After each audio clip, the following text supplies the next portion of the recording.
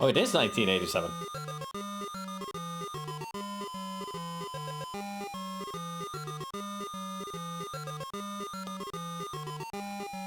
Ah!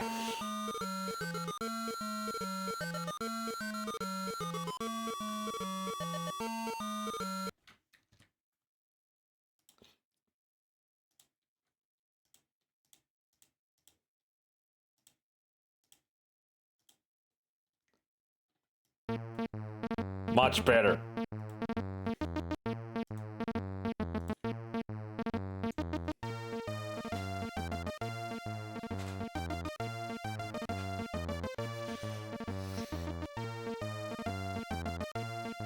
Hey there, TK Pirate. Hey, Mad Max. It's weird, it only began with that janitor. Much easier on the ears. The takeoff sequence in this game killed me so many times, I think I had to get a copy of a book from a friend. Light years from Earth's solar system, the people of the galaxy Eranon have been struggling to maintain the precious balance of life. The sun of Eranon is slowly dying. The planets grow cold, food is no longer plentiful, life will soon become impossible to sustain. Scientific community of Xenon devised a plan to convert one of Eranon's lifeless planets into a new sun. The effort was centered around the development of a device called the Star Generator. The Star Generator would be capable of igniting an otherwise useless planet into a raging ball of flame. An expedition set out aboard the starship Arcada to successfully complete development and testing of the Star Generator. The Arcada is now returning triumphantly to Xenon with the fully operational Star Generator.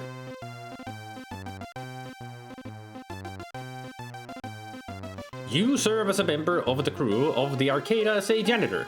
That's right, a janitor. And not a very good one. You would probably have been sacked and replaced were the Arcada not millions of kilometers from Xenon. As we join our story, you have just completed one of your famous on-shift naps in one of the janitorial storage closets. What a hero.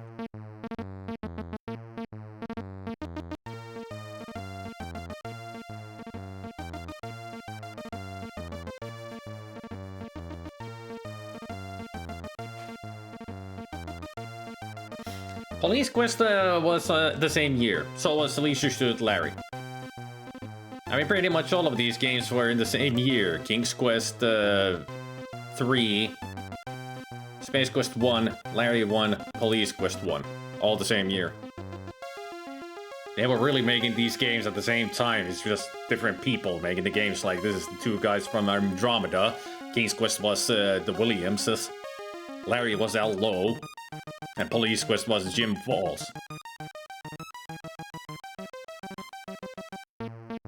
Space Quest Chapter 1, The Sarien Encounter! Welcome to Port Arcada. To log on as a crew member, please enter your name below.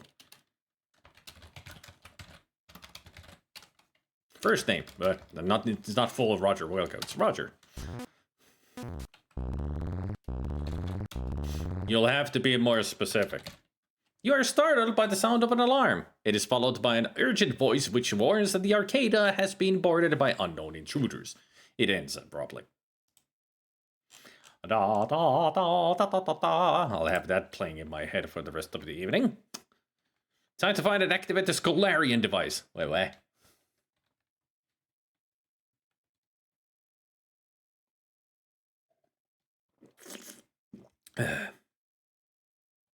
I wrote something to output debug data to a file, which they then submitted to him afterwards.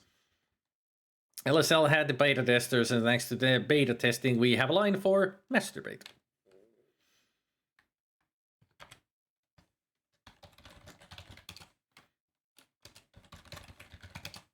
There is a red flashing alarm light here, which seems to be indicating that you had better get moving.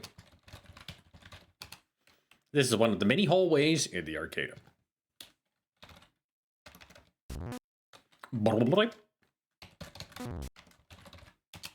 This is the Arcada's data archive. Many volumes of information are stored on the data cartridges. There's a computer console here.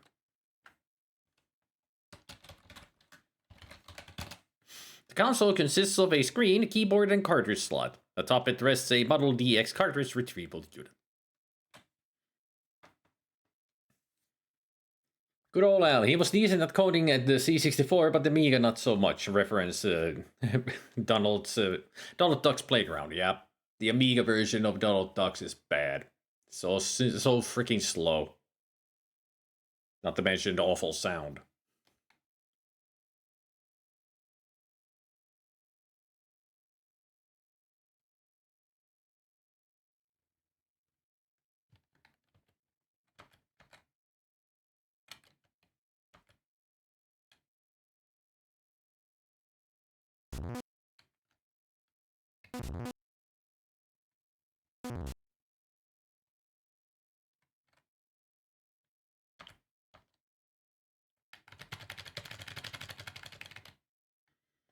Haven't actually heard a good Sierra game on Amiga.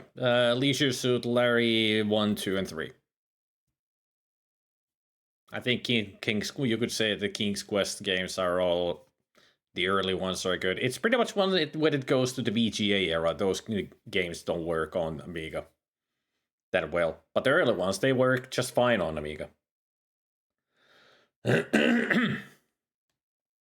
Door opens and a man you recognize as one of the lab scientists enters. He appears to be injured.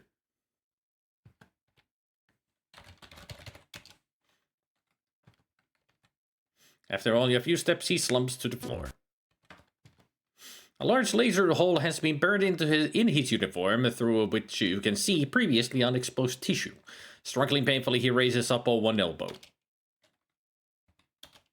You see a man dressed in a lab coat. He appears to be ailing. In his current condition, the man is not much of a conversationalist.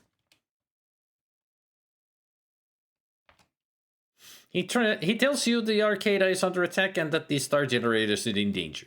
You had better leave if you value your life. He looks over toward the shelves full of cartridges and utters the words, "Astral Body." He then settles to the floor, lifeless.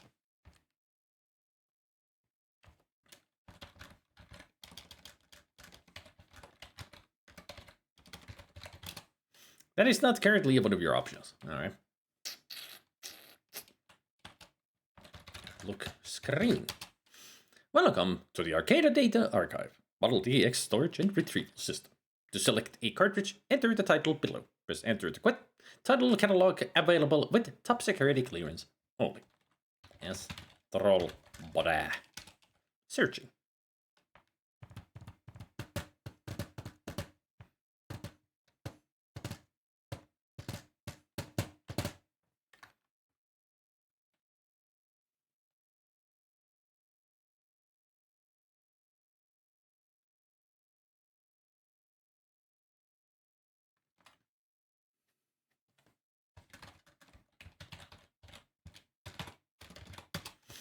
Done.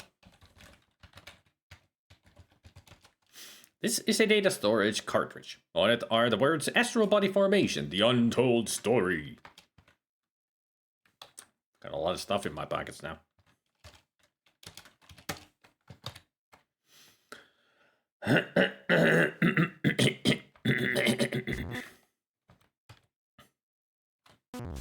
The VGA remake of this was not what the two guys from Andromeda were very happy about, as it was done behind their back. Sounds like drama. It's just like with the what I play with the King's Quest, with King's Quest 2, that they pretty much behind Roberta's back, because they had added like the Easter egg. When you look when you're at the Cloud Kingdom and you look into a hole that is in a rock, it'll show you a sequence, which is just a pretty much an ad for Space Quest 1. It's still there, but originally it was supposed to be King's Quest 3, but Roberta was like, "No, you will not put shit like that into my game." But they still did it. Just changed it to Space Quest 1. And Roberta was not happy about that, because she doesn't want advertisement in her games. So inside the Sierra, there were a lot of just weird stuff happening there too.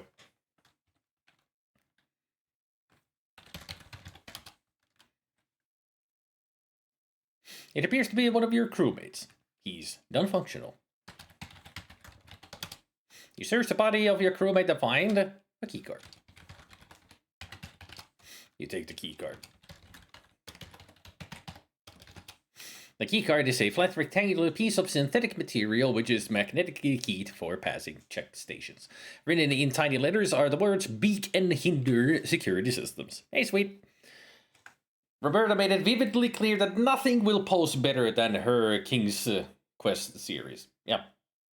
I mean, that's the reason why she hated that they put the Space Quest ad into King's Quest 2, because she's proud of her work and she didn't want anybody else to advertise their work. Yeah, Roberta Williams' new series, Kingdom Hearts. I can only wonder if she had made Kingdom Hearts, how freaking insane those would have been. I mean, they were insane already, but with Roberta Williams' touch, who knows?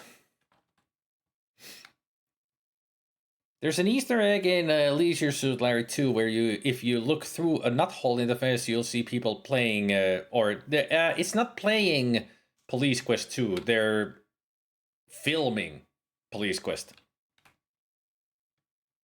As far as I remember, because it's like a Hollywood stage back there, kind of a thing.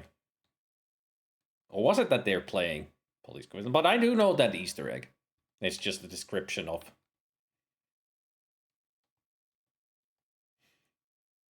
I know you're talking about LSL2, Goblin. I said I know the Easter egg. You peek through a hole in a fence, but I'm just not remembering that they're playing Police Quest. I think that even in Leisure Suit Larry 2, that they're creating Police Quest. I mean, I know in LSL 3 they fall through Police Quest 1 to the Sierra headquarters.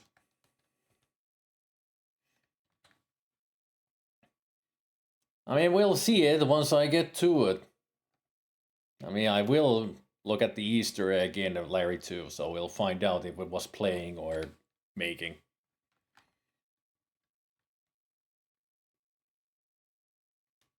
To me, Roberta does sound a bit like Prima Donna back in the day, but hey, she was mother of whole Sierra Online success. Yep. Nowadays, she's just sweet. Yep, she is.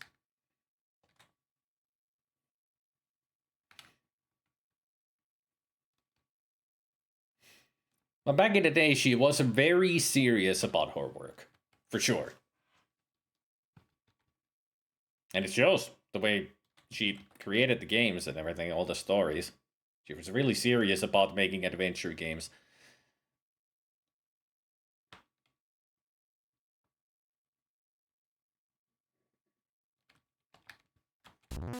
Blip, blip, blip, blip.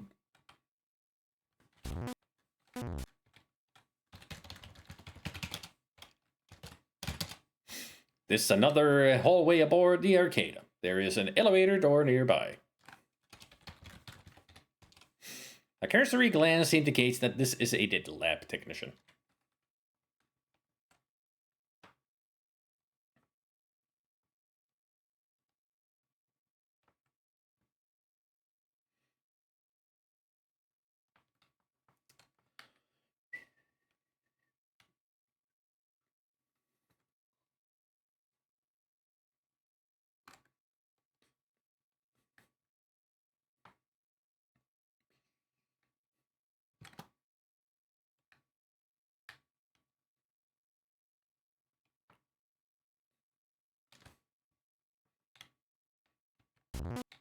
You think you hear footsteps?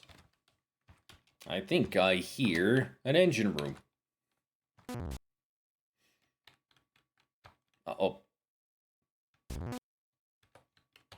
Ah!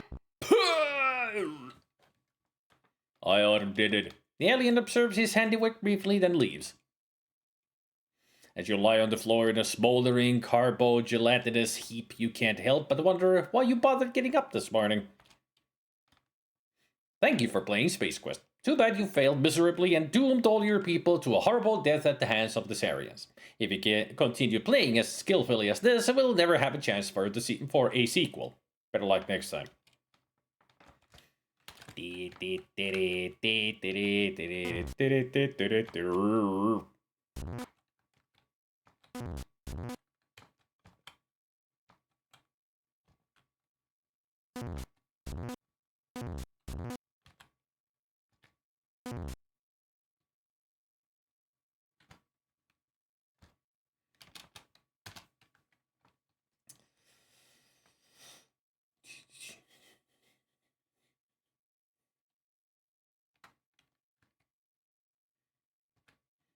Like when Kenna was showing Colossal Cave Adventure for Roberta after he got in 2 steps forward in the game, she just pushed him off his chair and started playing it, and Kenna was not happy about it. Looking through the window, you can see down into the vehicle bay.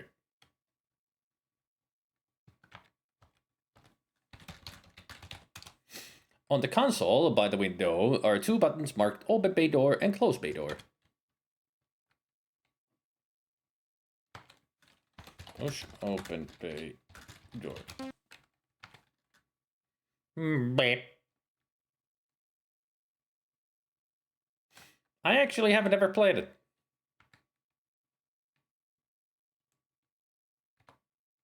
I haven't ever played...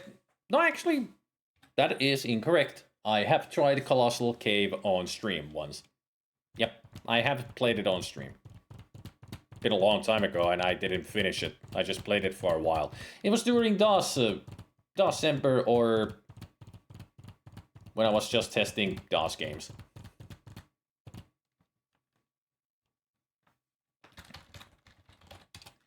The key card unit is a small sturdy box with a slot. Just above it is a display light, which is not currently on. Put card in slot. That does not compute. Put key card in slot.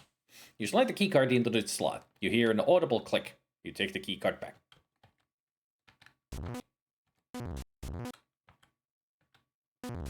Warning. ... Bay doors are open. ...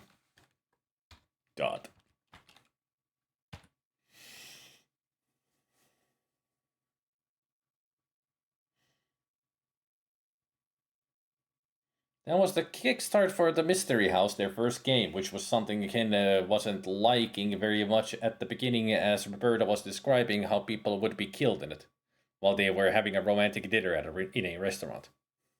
They have had such an interesting history.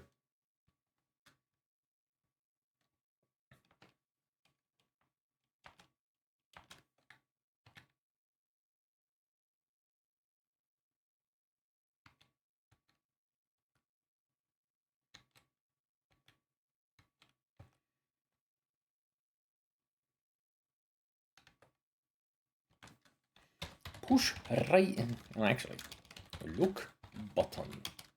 There are 2 buttons here, a left button and a right button. Look at ticker. Look text. Right. Push button, right button. Look suit. This is a standard issue flight suit designed to protect the wearer from the unique conditions of space travel. Wear suit. You don't have that. Get suit. Yeah. Push left button. Look device. You do not possess the designated item. Look floor.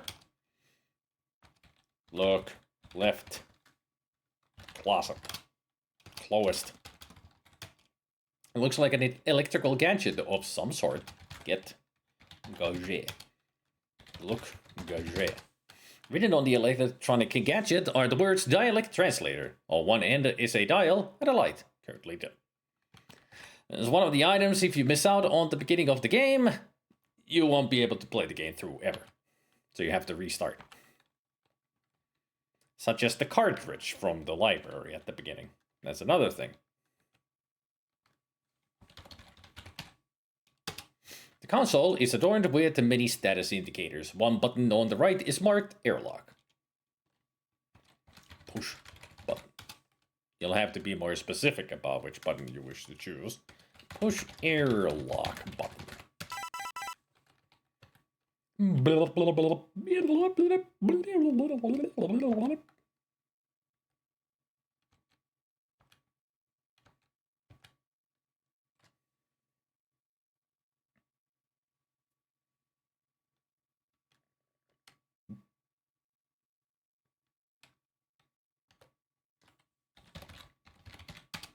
Looking at the console, you see a button marked platform. There are also some gauges which don't interest you.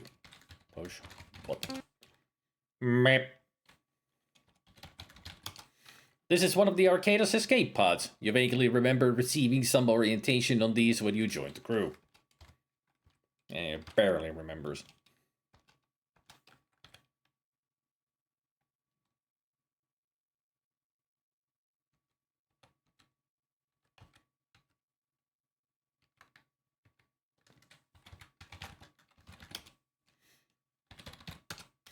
You'll have to be more specific. The console consists of a screen, pod status indicators, a throttle, and some buttons. The buttons are marked Auto Nav, Power, and Don't Touch.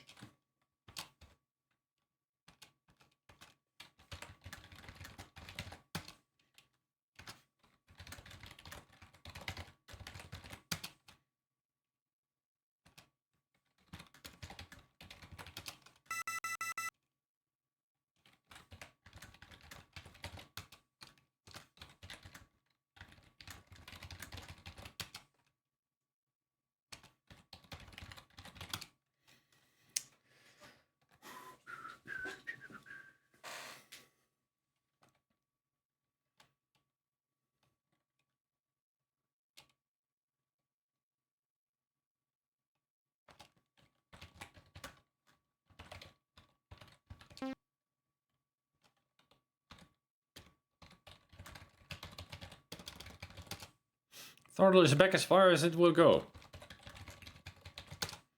Please buckle your seatbelt first. Alright. Buckle up. Buckle seat belt.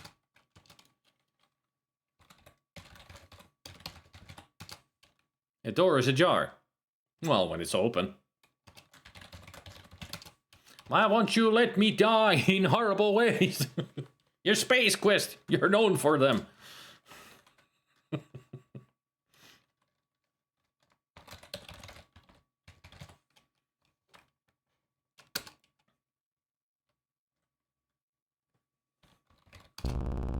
The escape pod moves slowly out of the vehicle bay and into space. Congratulations, you have narrowly escaped an explosive death. Don't start patting yourself on the back just yet, though. You are now traveling aimlessly through the cosmos. The console consists of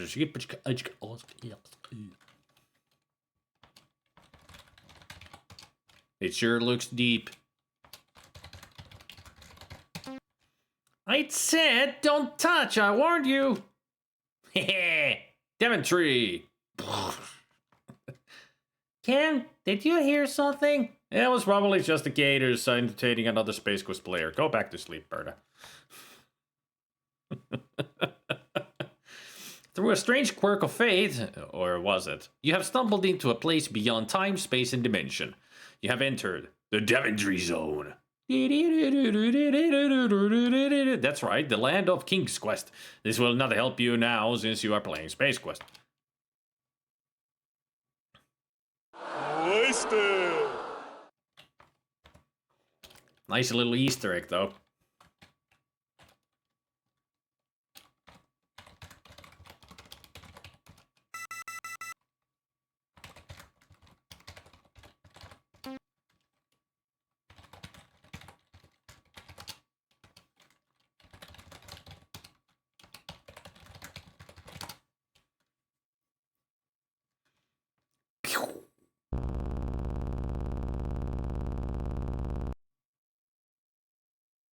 Whee! Hee.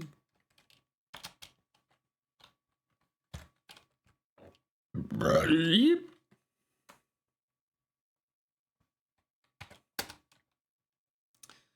Save at number 5. And we'll take a break here. So much time. So much. I mean, Easter eggs are made out of chocolate, but the goblin doesn't like chocolate. Hence, he will take these kinds of Easter eggs.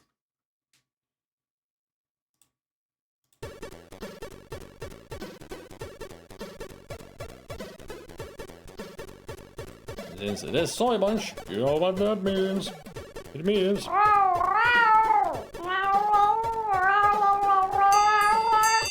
Dinner.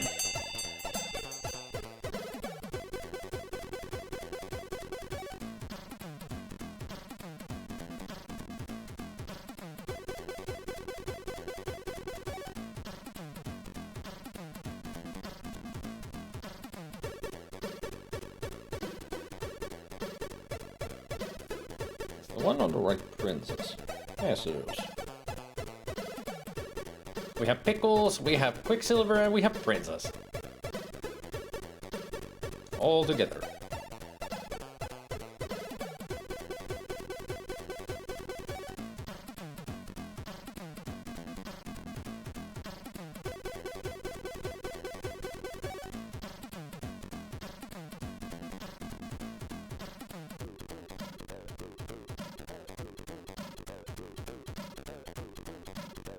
Burgers. I don't know what I'm gonna eat. I'll have to scour my fridge.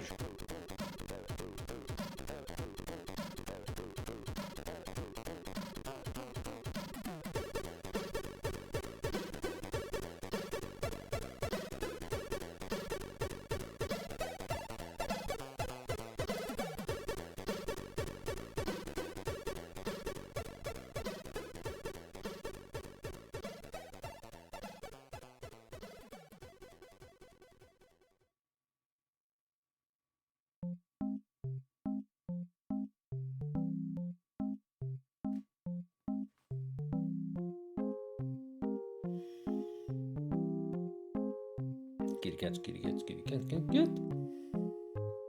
Alright. I shall return soon with food. You just wait there. Oh, right. Totes a door. No need for you to look at the blurry Yoshi. There. Focus, Yoshi.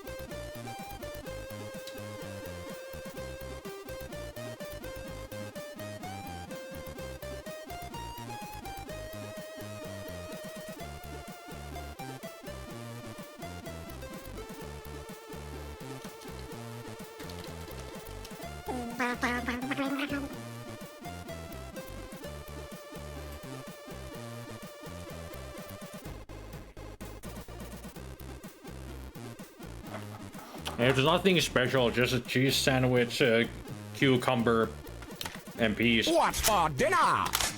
My favorite.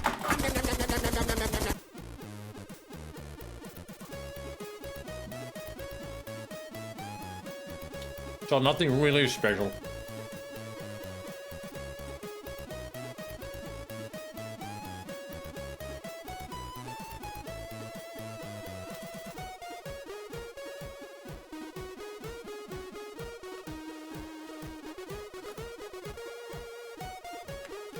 Just something very simple.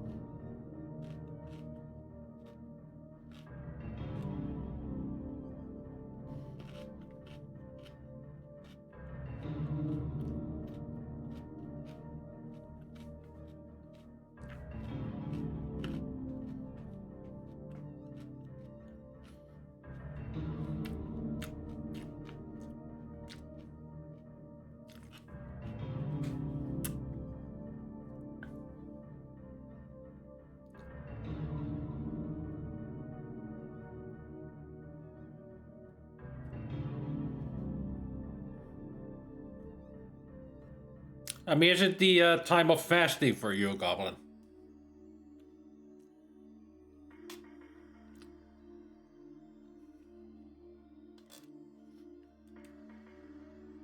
"25 minutes to go, and then feasting begins." From fasting to feasting.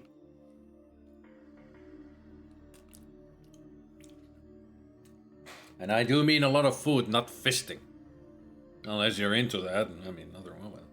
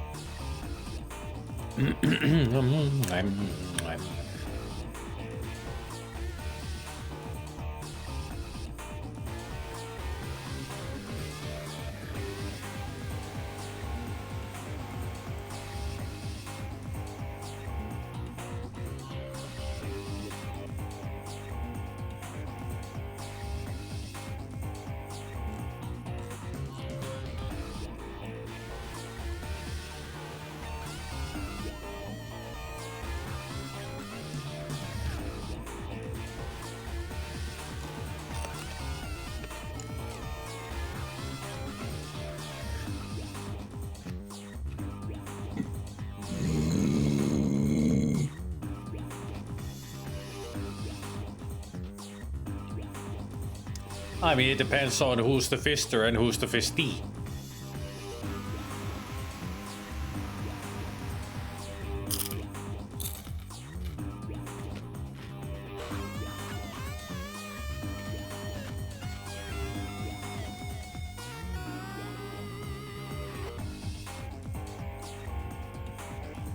It's employer, employee, fister, fistee.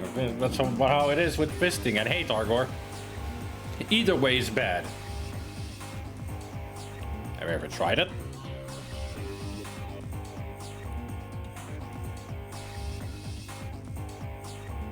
No, nothing, Shanti. We're just talking about fisting.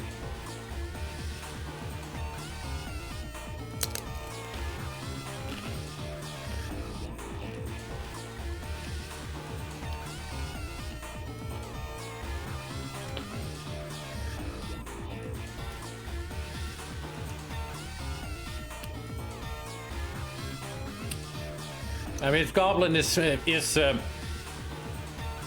currently fasting, but in about 20 minutes he can actually get back to feasting, and from there I said fisting, and there we go.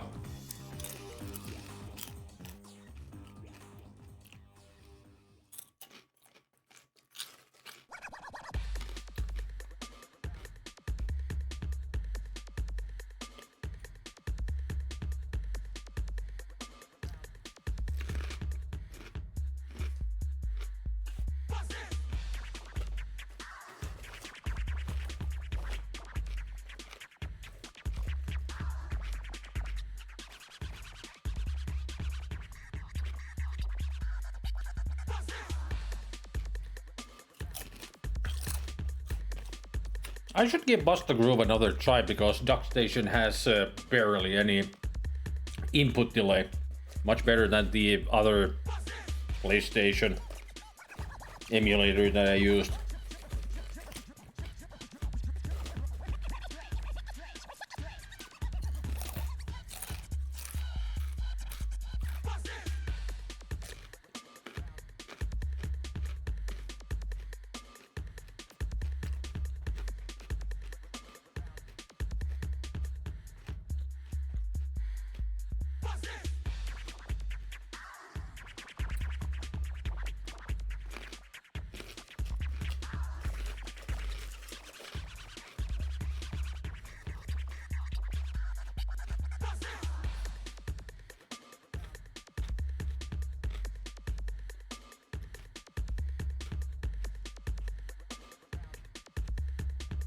All right.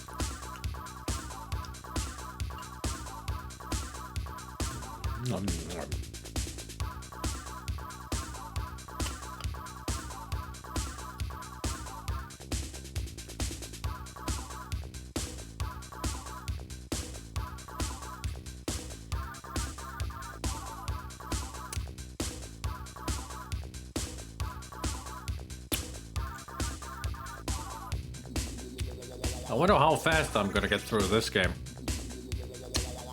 I got a feeling that we're gonna be playing through Space Quest 1 today, and probably gonna be as long as King's Quest 1, maybe.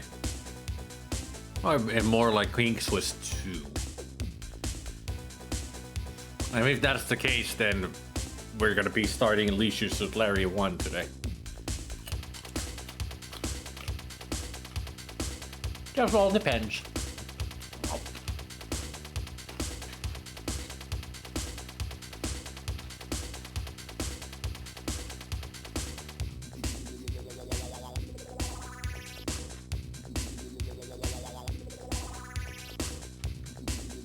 Hello!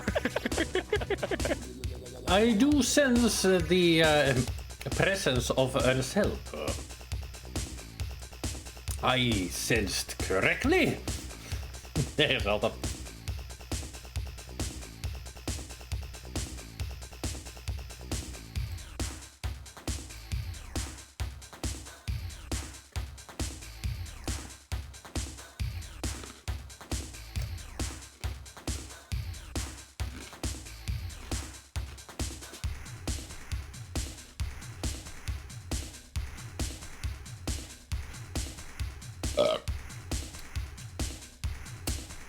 Not a very sneaky Zelda when he proclaims his presence with a loud hello.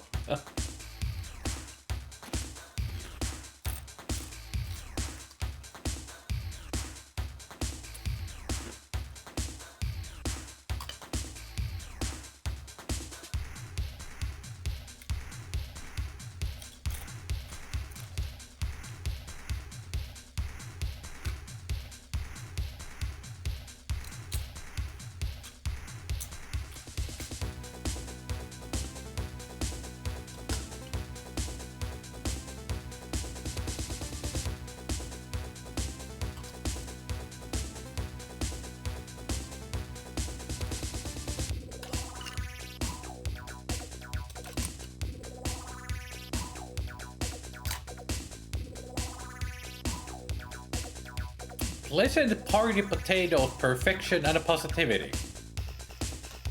I think that's the greatest title you've ever gotten a Zelda from Swede. That's a really good one. Very sweet.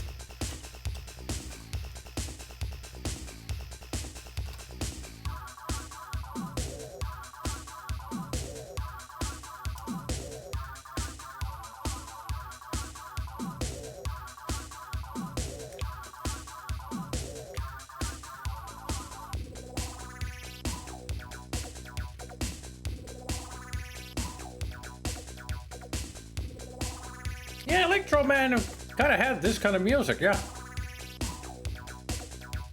Good thing it's not Electro Man. It's Kid Chaos. Felt a bit unsure by calling you potato, though. Felt like I was calling you fat.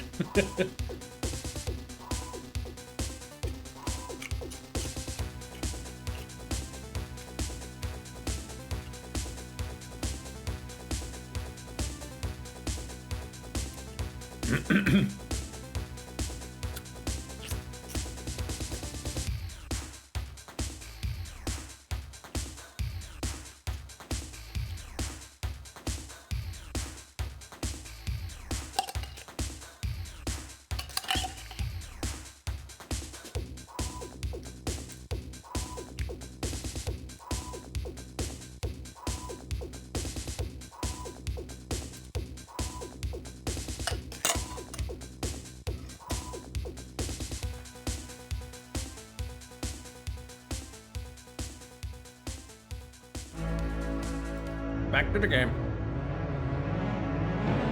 Oh, hey, oh, yeah, fine. Play it! Why not? I was supposed to, but apparently it was still on. There, now it's off.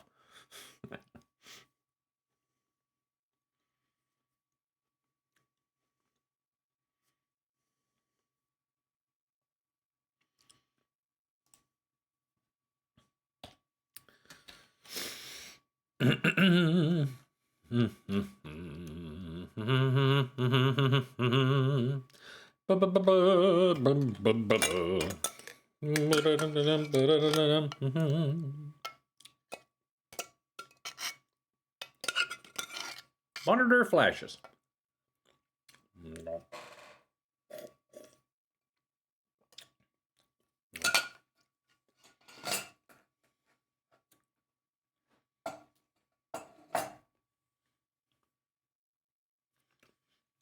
Monitor flashes, you study it to see what new information is being displayed.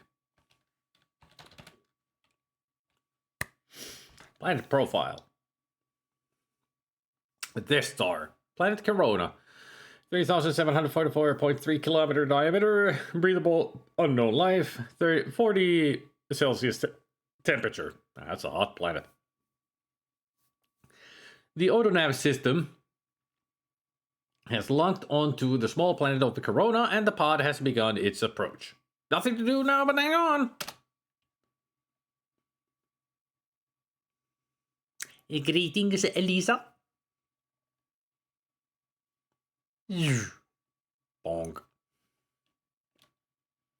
After a skull-jarring landing, you peer through the shattered viewing port out onto the desert landscape. A feeling of utter desolation settles in. You're in a fine mess now, Roger.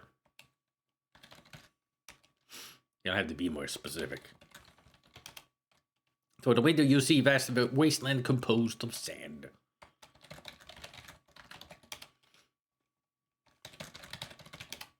You are inside the escape pod. It appears that the more fragile devices were damaged severely by the impact of landing.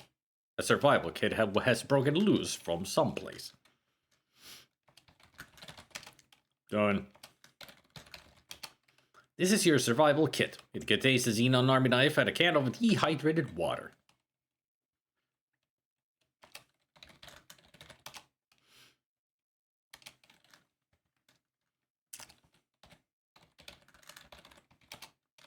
This is your handy-dandy xenon army knife.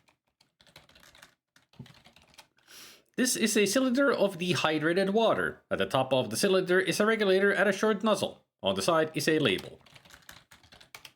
The can label says Pelvetron's dehydrated water, H2. All you add is air. Makes 10 gallons.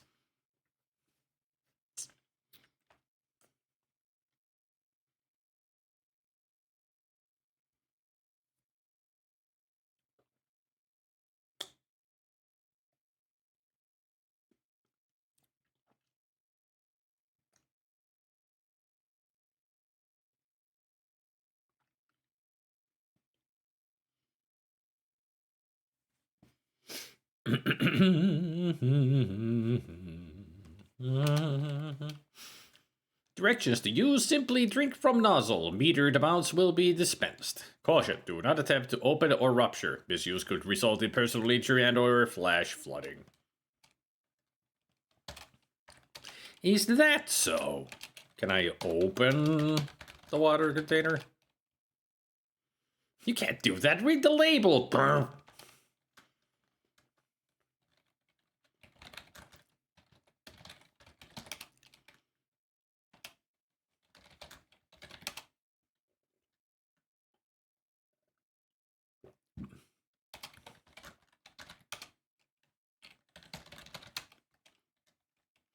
Pot used to be semi-destroyed. The window was shattered by the impact of landing.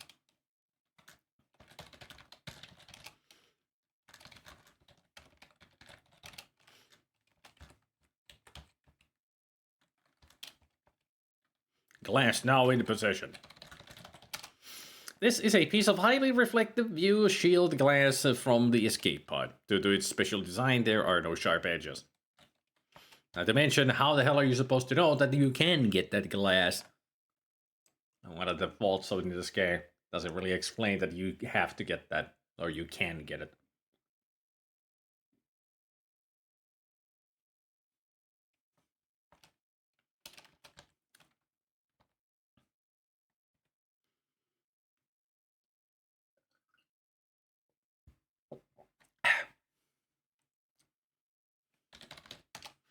You'll have to be more specific. You're at the southwest edge of a mesa. It is very desolate here.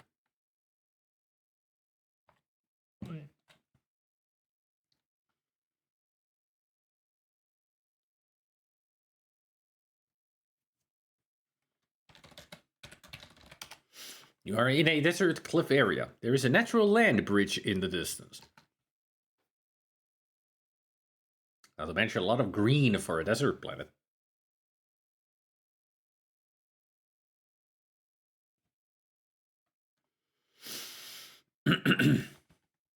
You are in the desert cliff area.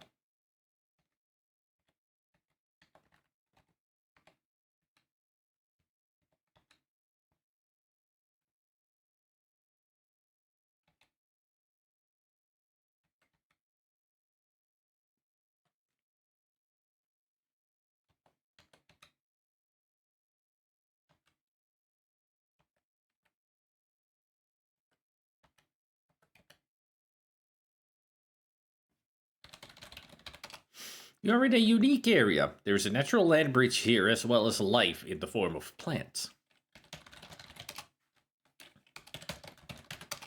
There's a very large rock on the natural bridge. It is quite unique work of nature. It might hold you. Just barely did. The cracks did get bigger.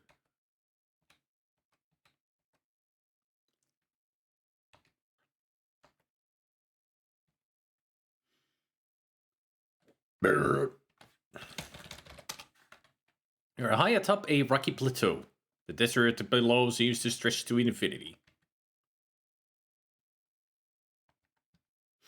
High atop a rocky plateau. The desert below seems to stretch to infinity.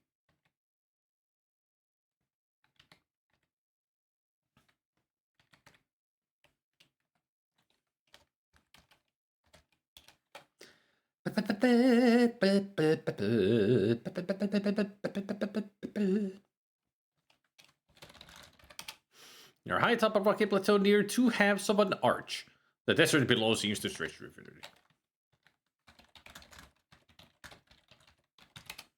You turn the dial on to the right. The light begins to glow.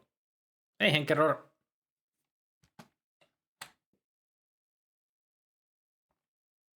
What? A secret elevator. Ding. Ground floor. Stuff.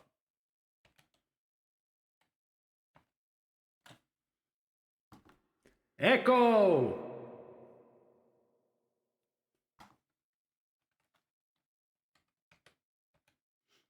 Welcome back to reality, Gabriel. This is another large chamber in the underground complex. There's a path on the back wall which is not accessible from the bottom. Bottom. This is one end of what appears to be a large cavern. The only way to go is to the left. There's a rock nearby. You need to be closer. Ba-da-da-da-da. It looks just like a Corrodian rock should. Done. It is definitely a rock.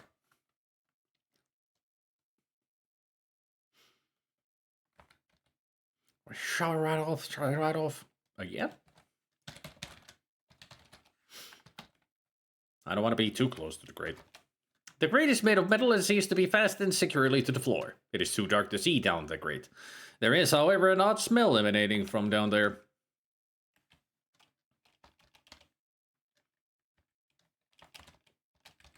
Nothing wrong here. You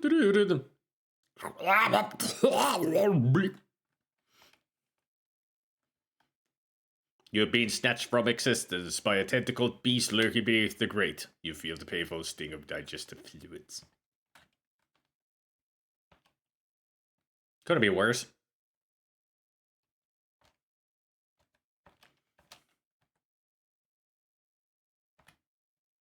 Sidle.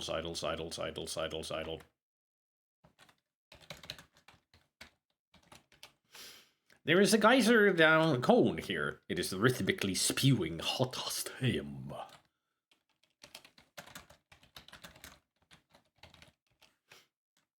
Yeah. Stop the steam, open door. Sense it make. This is a slightly smaller chamber in the underground complex. There's a path above which is not accessible from here. There is a pool on the right side. You gaze intently at the purplish pool of liquid, the first real sign of moisture on the planet. The pool seems to have no bottom. The gentle dripping has a soothing effect on your frazzled nerves. Yes. Blip. Blip. Definitely soothing. Blip.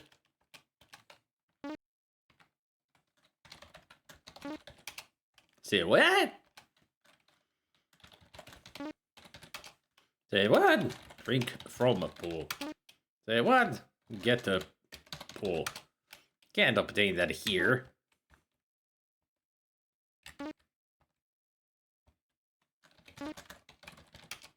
Your legs will take you where you want to go. In most cases, anyway. Sorry, this game is in a no jumping zone. Haha, take that, Roberta.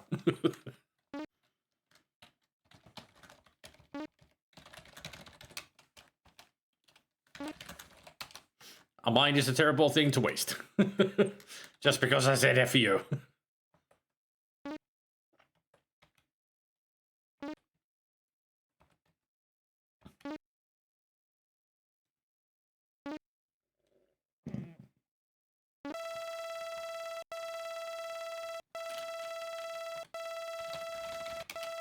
You are in a large room in the cavern. There's a pathway above. At the south end of the room are two odd-looking units emitting beams of light.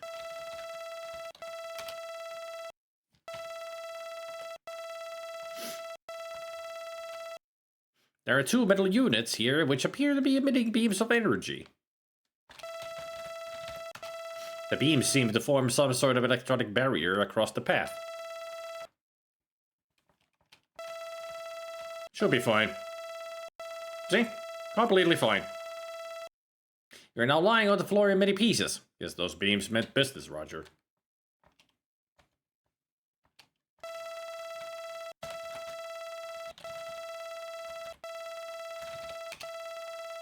I don't understand your request.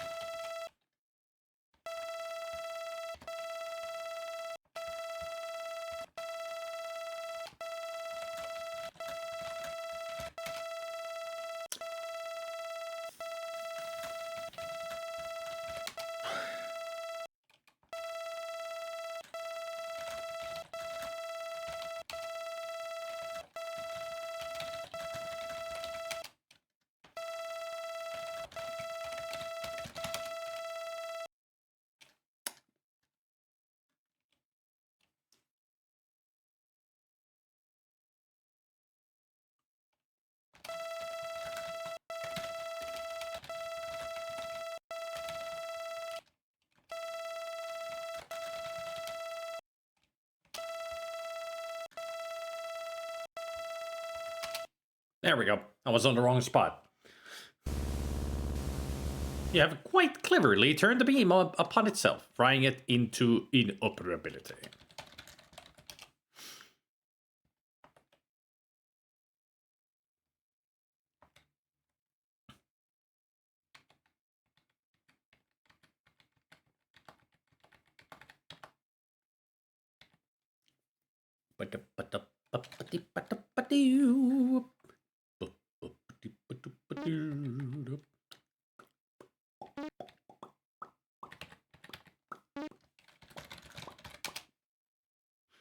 This is an upper pathway in a slightly smaller chamber in the underground complex. There's a level area below which is not accessible from here. There's a pool on the lower right side.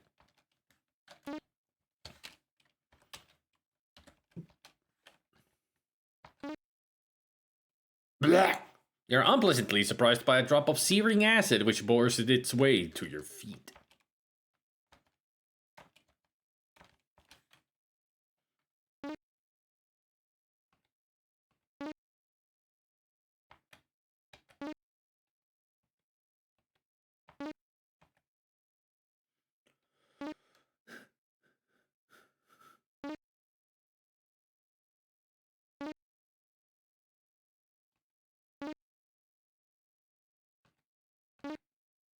Whew.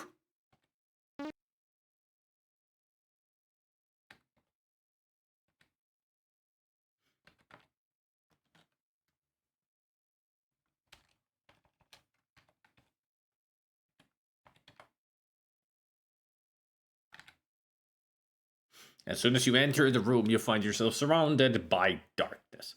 Suddenly you become aware of the fact that you cannot move or speak. A strange unknown force has taken over. A massive holographic image appears before you. You sense that you are the only life form in the area.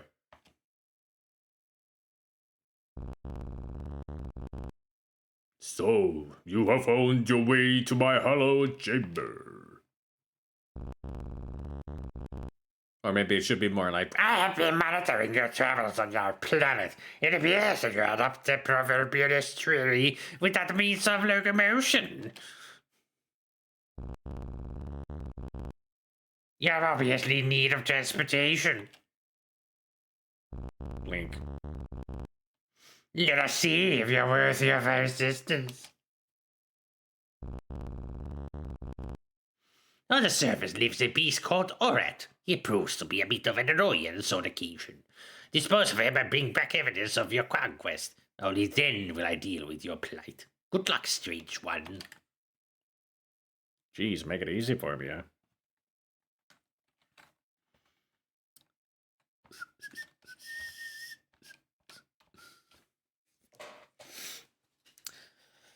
Oh, boy.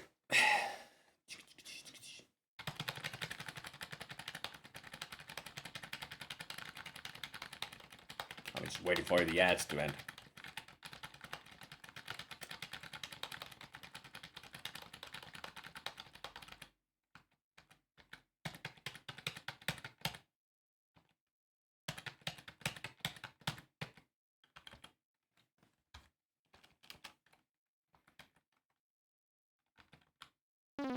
Whee! So I wanted to see what it looks like when he falls. You have traveled a long way only to die by carelessly stepping to your death. What a clod. You're a clod. You're a clod.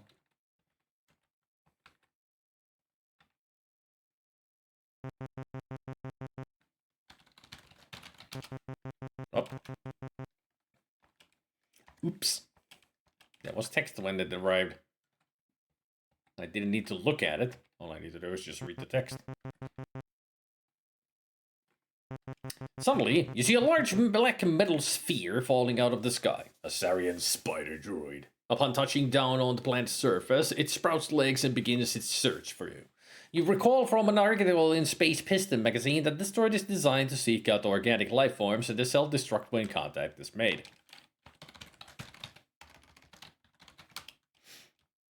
It does not seem to be in your sight now. You shiver at the sight of the spider droid with its spindly legs and cold metallic body.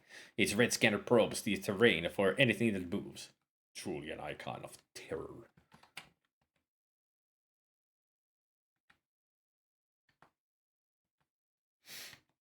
There are two ways of getting rid of the spider. I'm gonna use the smart way.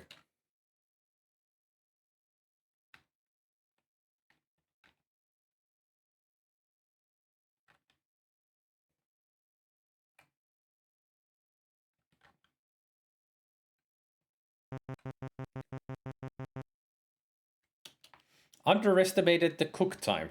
Food's still not ready, yeah.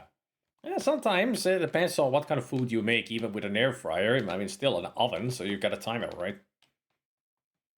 I mean, it was my first attempt. The first time I used the whole thing, I tried the fish fingers with it.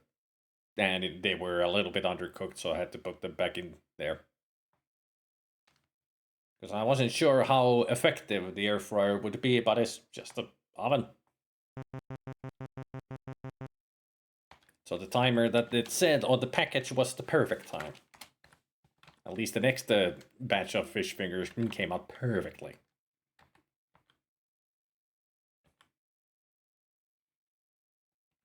Huge convenience. So much easier to use than the freaking oven.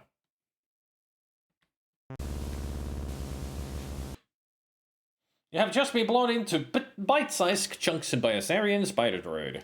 Hooray! I died. Spider, you left one of your legs.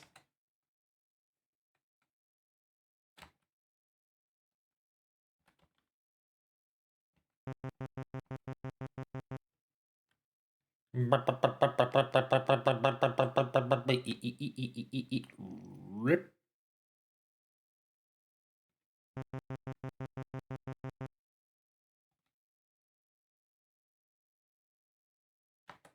It was just a small graphical glitch when I loaded up the game.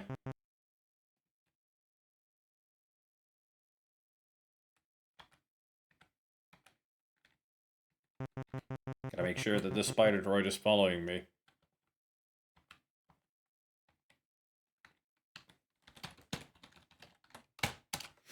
Orat is huge and ugly.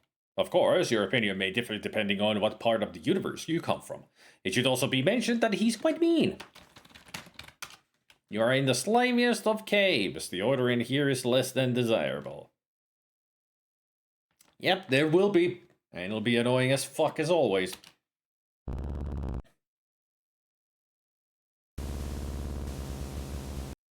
The cave interior now features a lovely new jagged metal liberated entrails motif. The stench? Whew. Not even all text adventure would attempt that description. It looks like the rest of the ground around here. The green spots indicate that there is a little moisture.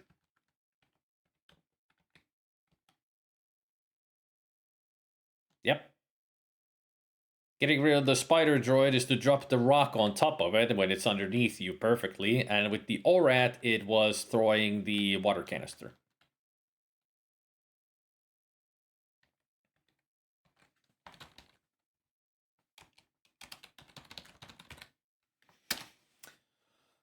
Do both paths have the same points? I think so.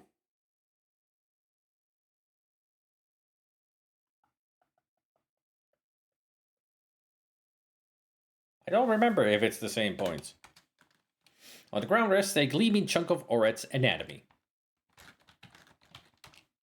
You reach down and take the Orat part in your hand. Some of it oozes to fill the space between your fingers. Ugh. The Orat part seems to consist of a spiny piece of bone with a small amount of somewhat less solid material clinging to one end. Ugh.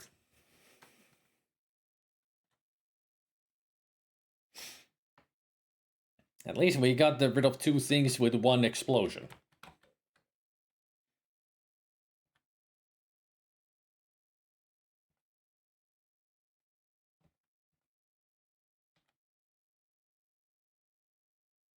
The heat is causing you to develop quite a thirst. A drink of water would certainly be most pleasant.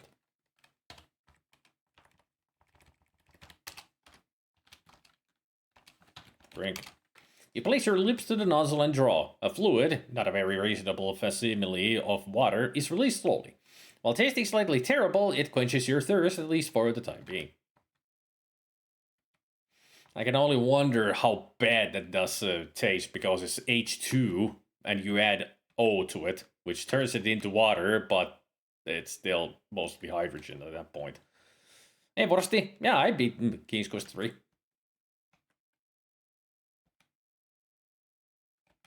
That's why I'm on Space Quest 1.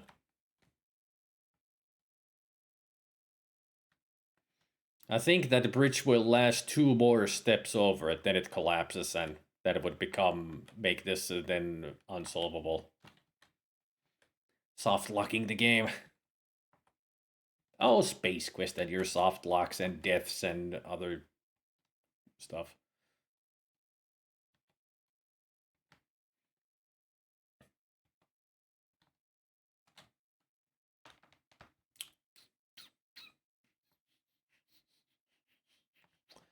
Worst Wrangler of the Western World of Wonderfulness. Actually, I'm gonna load the game. I'm not gonna drink. There is a thing that I wanna do. A certain death scene.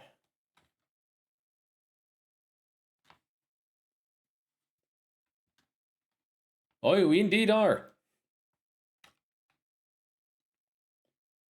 But you should eat the roll, not just be on it.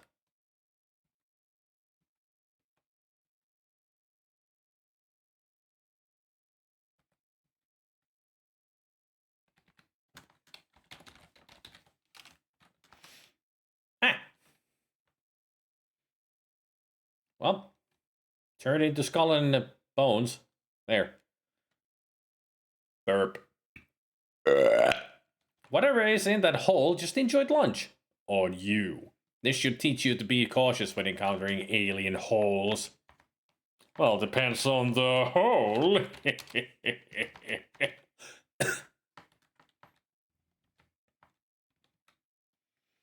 Mitä kuuluu, kukkuluuro?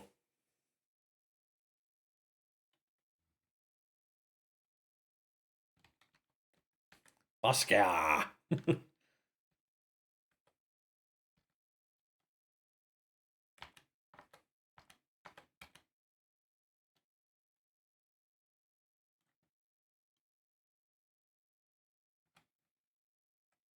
Paskaa, baby, syö mun paskaa, paskaa, syö mun paskaa.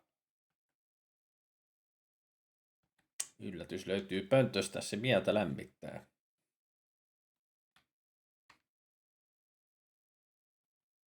If any of you Finnish people actually recognize that, kudos to you.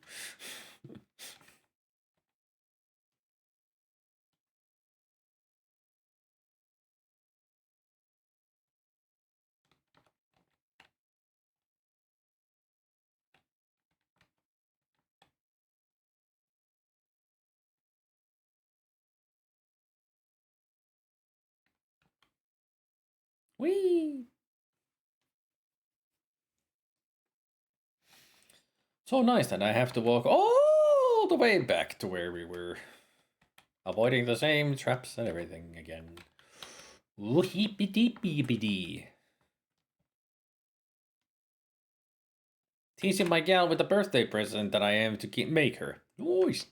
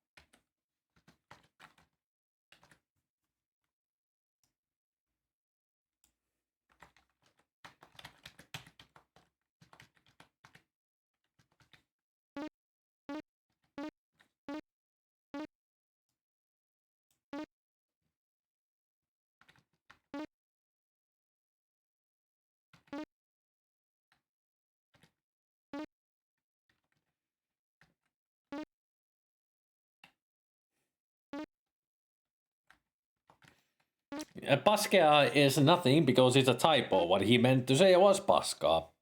As in, shit. So it sounds like Worsti is not having the best of days. What do you prefer, Spidey? Space Quest or King's Quest? Space. It's funnier. I mean, King's Quest are not bad. I just like Space Quest for the humor. Again, the massive holographic image appears before you. So you have returned. Fortunately, there is much more to you than meets the eye. Drop before me your proof of Orat's defeat for my inspection.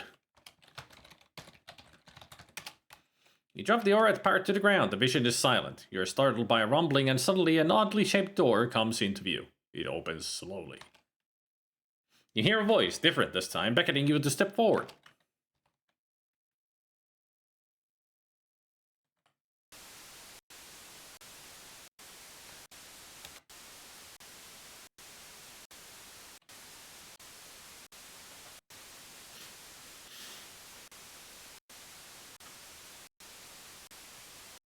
Please don't be alarmed. We ain't in no harm. We are a peaceful race. We are cautious, however. Others don't share our way of life. Welcome to Corona. You're standing in the power generation facility of our underground settlement. All power here is produced by steam. That is unimportant to you, however. We have promised you transportation. It is a skimmer. It hovers approximately half a meter above the traveling surface. This is very important because of Grell. Ghrelin is like the well in caves below the sand. If you stand on the surface too long, you're a huge chance of becoming a rare moist meal for him. The skimmer is programmed to take you to a settlement on the other side of Corona called Yulin's Flats. You can make further travel arrangements from there. I'm sorry, this is all we can offer. I hope your trip is a safe one. Board the skimmer when you are ready to depart. Good luck, strange one. This place is most interesting indeed, a mixture of both old and new technologies. On one side of the chamber is a primitive steam generator. Its pistons pounding rhythmically turn steam into useful energy. On the other side is what appears to be a computer console. I've actually never played any Space Quest game. Which one in that series would you recommend to an adventure game novice, or is it a series you should play in order? I would say you should play them in order.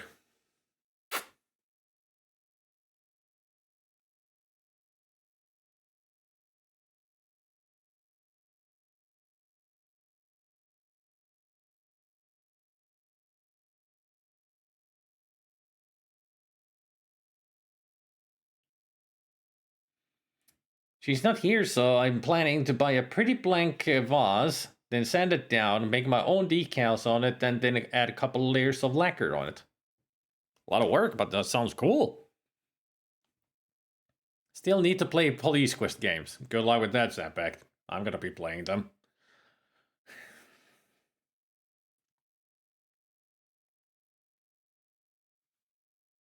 She's a flower shop gal, so she would probably love it. I would think so.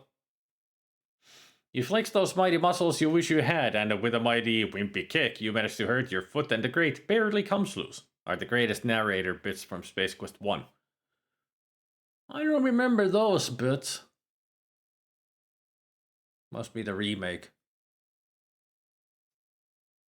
They made a VGA remake of this that probably has more narration to it. I mean, here the narration is pretty simple. Later on, they really expanded on the narration for all situations and made it a lot funnier. At least here, we're gonna go to Yulin's Flats. If you put those two words backwards, it says flatulence. Flatulence. Farting. Funny.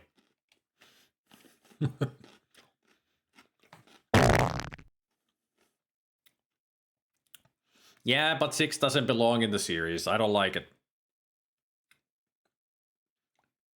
Oh yeah, Star Trek spoof is 5, which is a great one.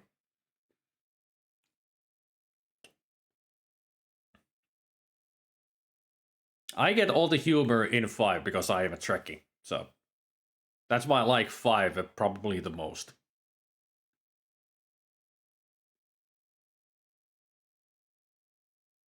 I mean, 4 is a great one too, but it's really difficult because it has a couple of really bullshit moments that a lot of people hate, even though the game is otherwise is great. I mean, 6 is not a great game in total. Last time I tried it, I had to quit it because I just couldn't play the game anymore. Many of the gags just became too stupid. Like, I get the joke. Yeah, funny, haha, move along, can we do something? And getting to a puzzle and getting to do it. And sometimes, even in the beginning, the game was not like telling you anything. What am I supposed to do? And then I go do something, but there was no indication that this is what I needed to do now. It's like, there's just no path in it. I mean, when it comes to these Sierra games, I would play them in order like I am doing right now. That's the best way to enjoy these old games. Don't just skip to some other in the series. Just play them all to experience them all.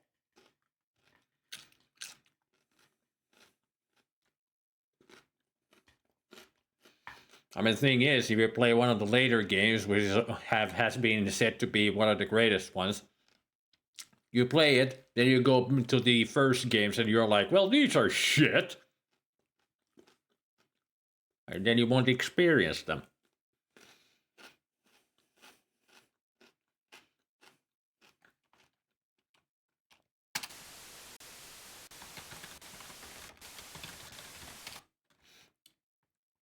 These people of Corona are an odd-looking lot. You can't pin it down, but you are sure something is different about them.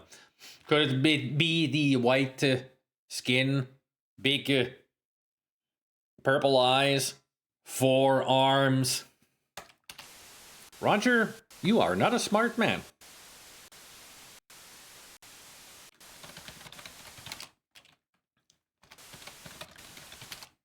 The console consists of a monitor and a cartridge slot. There are also some readouts which indicate the status of some of the mechanisms here. The screen is dark. The cartridge snaps neatly into the slot and the screen comes alive. Whosoever shall read this, my name is Dr. Slash Vohol. I'm a scientist with the Star Generator project aboard the Star Lab Arcada. We have just successfully completed development and testing of the Star Generator. During this time, I have come to believe that our progress has been monitored by others. I fear that the Sariens may have learned of our mission. If my fears prove true, the Star Generator and the people of our universe are in serious jeopardy. The Star Generator is a miraculous device. Used as intended, it will help to preserve life for eons to come. Used as a device for evil, it would cause the destruction of millions of lives and enslave all who oppose the Sariens.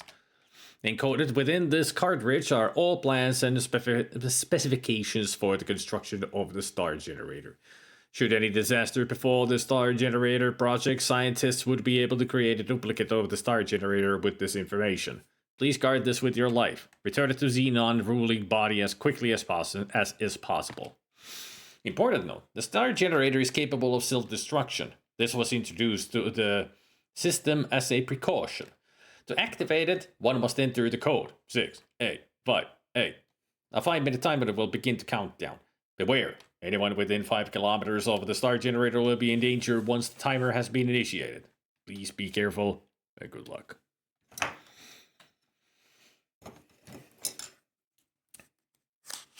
I'm just here to say good luck to you both. We're counting on you.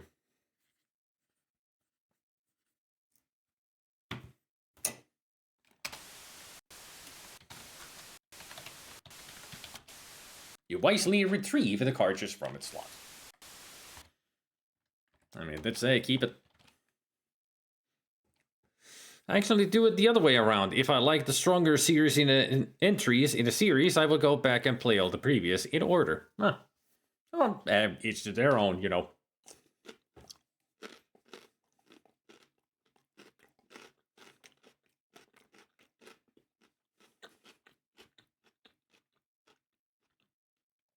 Nothing wrong having only played 7, King's Quest 7. Nothing wrong. It's a hilariously bad game. Even though it's not really that bad when you think about it, it's silly. But not really bad. I liked it when I played it. I mean, that game is where we got that everything that you need to fix anything is a hammer and chisel. Got a broken wall? Hammer and chisel. Need to put up the painting? Hammer and chisel. Need to fix your relationship with your mother? Hammer and chisel. Need to kill your boss? Hammer and chisel. Need some advice from a guru? Hammer and chisel. Oh yeah, Danny Delk is in King's Quest 7. I mean, Danny Delk did a lot of voice acting for LucasArts and Sierra.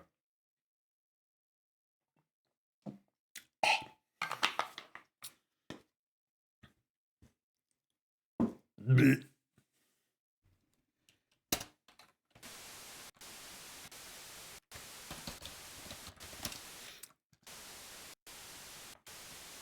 As described, it is a sand skimmer and it looks like it has skimmed quite a bit of sand in its time.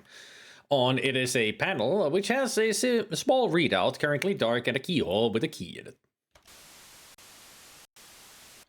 And if somebody hasn't figured out what this area will be spoofing, you'll find out soon enough.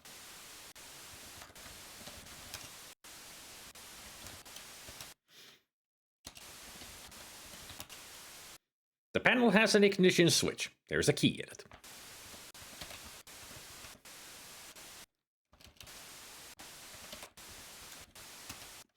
You turn the key and suddenly the jet turbines begin to whir. The skimmer begins to shake beneath you as its platform slowly moves into the launch tube. You can't help but wonder what you've got yourself into this time.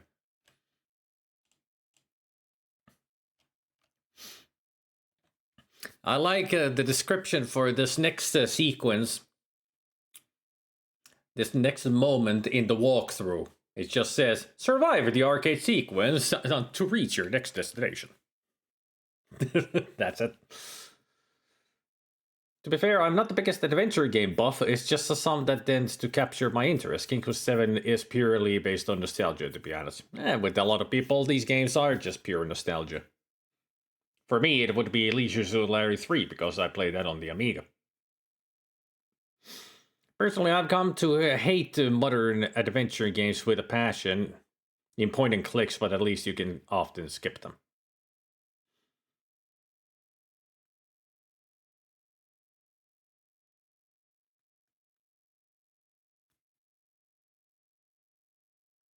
Or rather, puzzle minigames. Pint and click. Pint and click. Hey, Lisa. I mean, if I'm introduced to a series with you gotta wait until the 5th entry, it's so good, I might be turned off by the first one, and I'll never get to the good ones. I mean, you make a point there.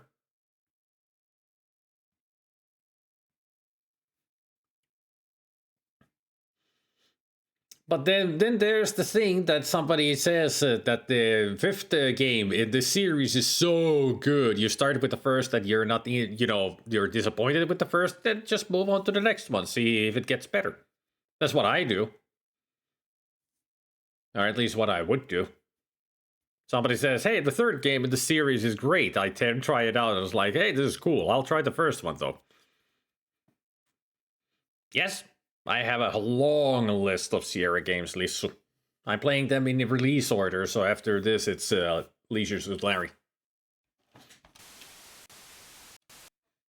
As you nervously hang on, the skimmer rises slowly to the surface of the planet via a secret passage. But we have all our own ways of playing games, right? And especially when it comes to like a long series of games.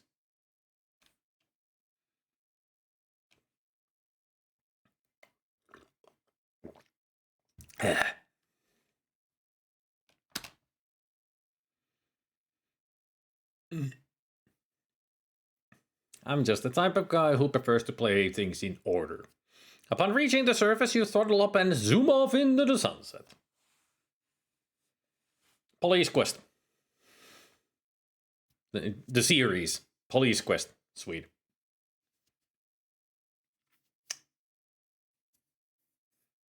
I don't like police quest games.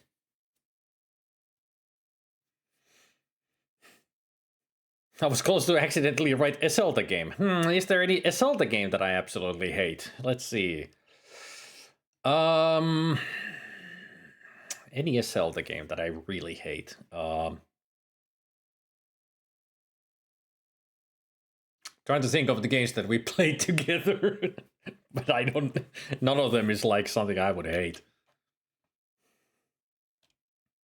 They're some fun to play together. So even if it's a bad game and we still have a great time playing it, like Super Bunny Man, that game is annoying as fuck, but we have such a great time with it. We need to get to that, get back to Super Bunny Man at some point. I'm sure that it will be able to render the water in the beach levels much better with the new computer and graphics card.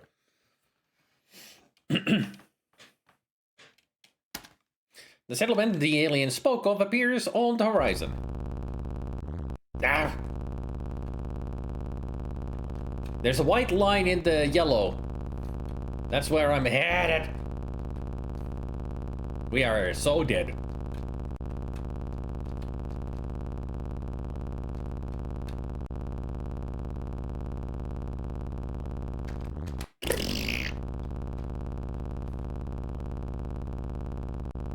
It's a sand skimmer, not a stone skipper.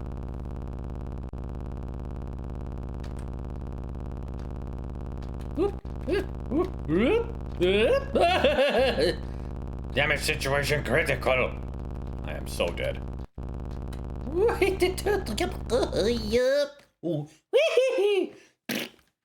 Had you eaten a few less donuts during the mission, you might have cleared that rock, Roger. It's not the donuts' fault. It's the fault of the skimmer and those things coming at me way too fast.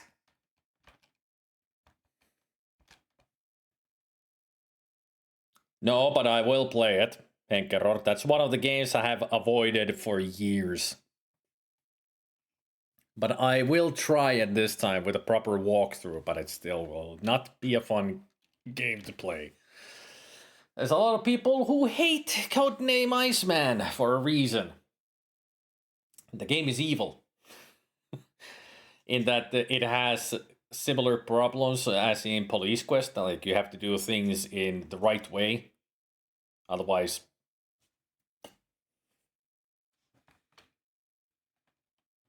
Yeah, Operation Stealth was Delphine software, yep. The Operation Stealth being originally James Bond, 007. But they lost the rights to it, so they had to rename it, so they made it Operation Stealth and the agent is called something else. But originally it was a Bond game. We're idiots, we like stupid shit, we have fun, exactly.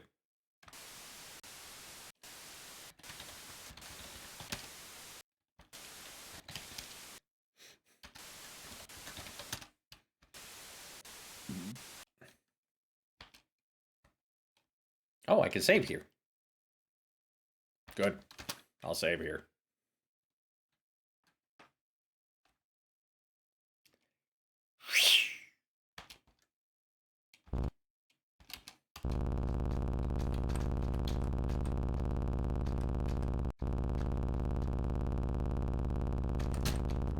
Damn! Now they're aiming at me, for sure. This is not random. This is...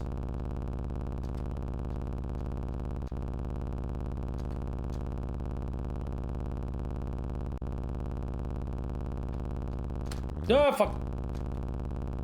Yeah.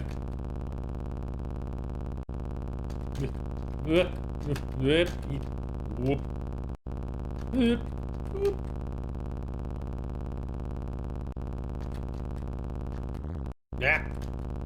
Come on, Yulin's flats, appear before me already. This always takes so fucking long. So annoying, this part.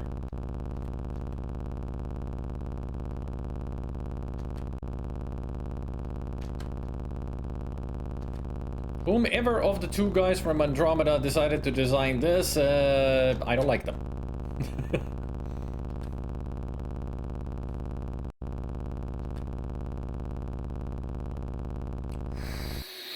Hey! Fuck!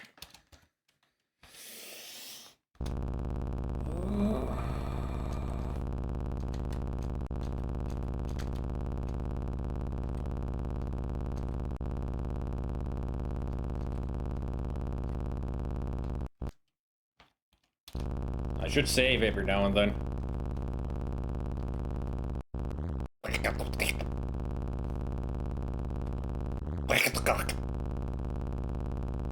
Yeah. How about I just stay here? I don't think the game will let me. Ah.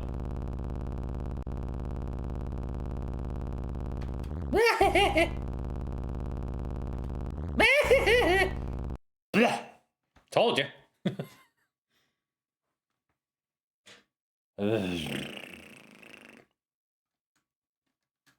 That's why I played the VGA remake. You can skip this part.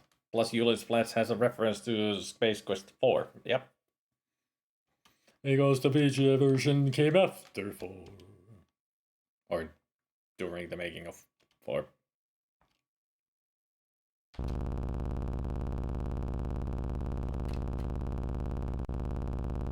Yeah, fuck.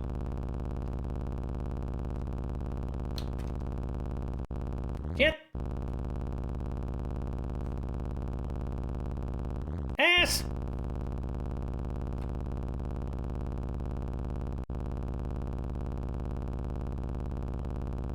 Bitch.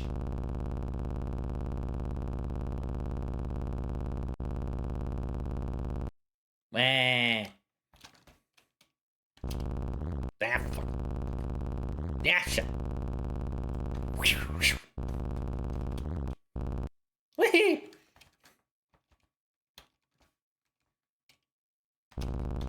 God damn it. Right away.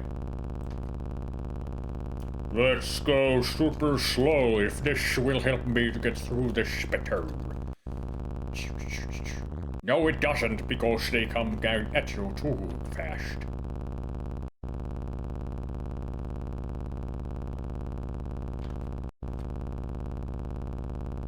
Warner Brothers Goblin.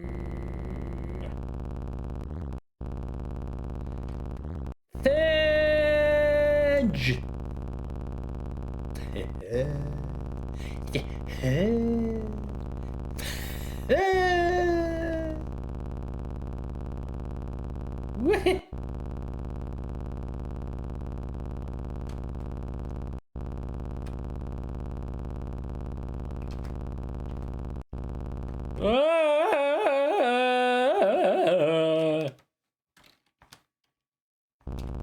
Yep, what the fucking son of a fucking Busk. Perse!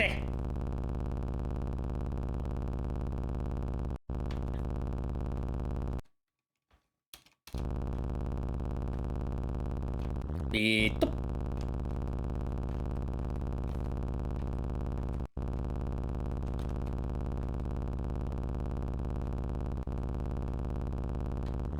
Perkele, vittu saatana! Haha!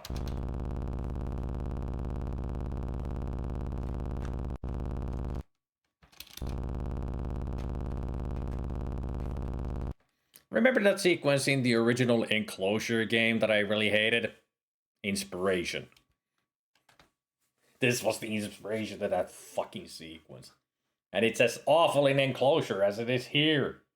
They took too much inspiration.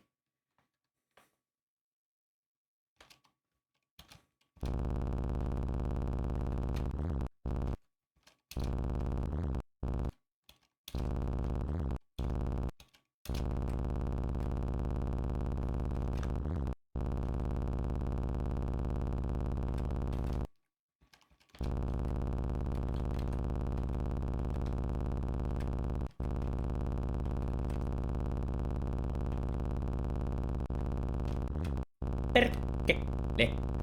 Perkele. Vittu saatana. Haistaa kuule iso perkele haiseva paskasenkin perkele vittu.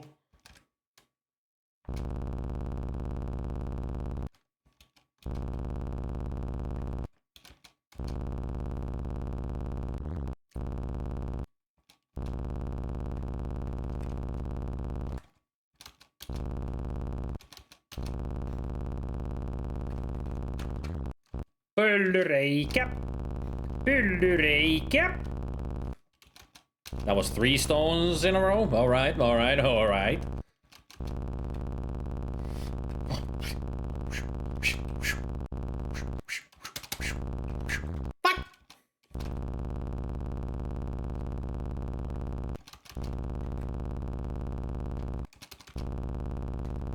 Yes, I am saving every 2 stones.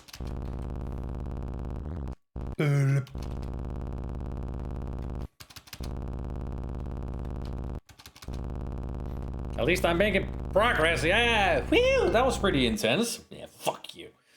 You managed to successfully navigate through the treacherous boulder field and are quite relieved to see that you've reached the settlement. Is this what's known as saves coming? Yes. Yay! For once, I agree with you blowing a casket on a game. For anyone non-Finnish wondering what the Finnish means, here's the translation. This is a fucked up sequence. Welcome to Yulen's Flats. After a truly stone-crushing journey, shut the fuck up, you have miraculously arrived safely in Yulen's Flats. And just in time too, because the skimmer's power cell hasn't been drained. It will take some time to recharge itself. This place isn't quite what you had expected. It is semi-bleak at least, at best.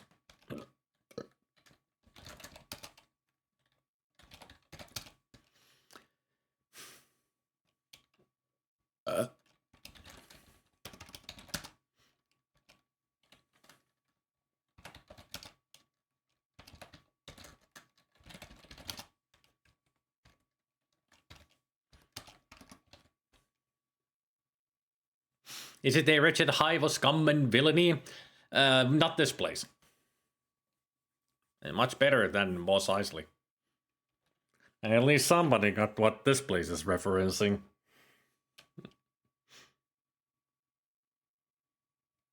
Yep. In the original version of the game, not this 2.2 version, in the original there was Blues Brothers, ZZ Top, I think Madonna was one, and then an alien band, but they got sued for using real-life characters. The only one that allowed them is, if I remember, ZZ Top can appear there. But using Madonna and Blues Brothers, they got sued. Because they didn't ask permission using their images in their funny adventure game.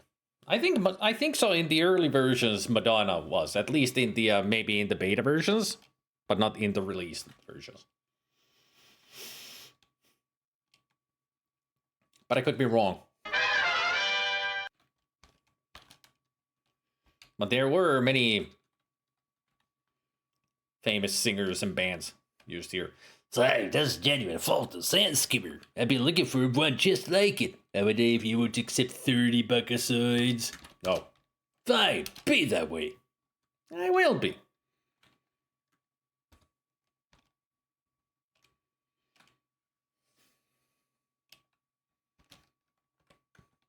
Well, let's go see who's playing in the bar now.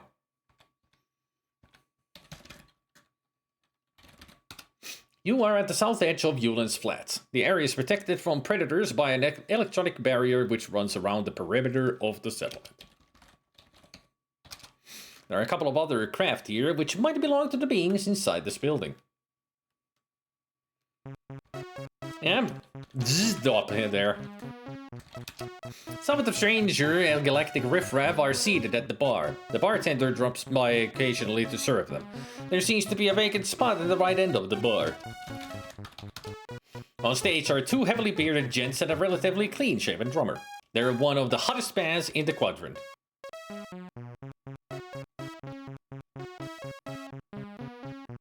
I wonder what song they're playing.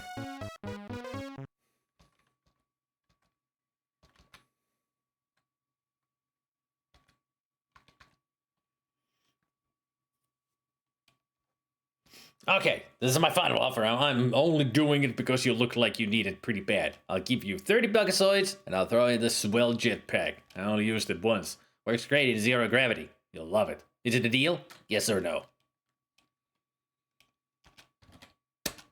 Glad we could do business. I'll just take that key. Thank you kindly. Hope your stay in Yulin's flats is an interesting one. There he goes. Bye, Skimmer.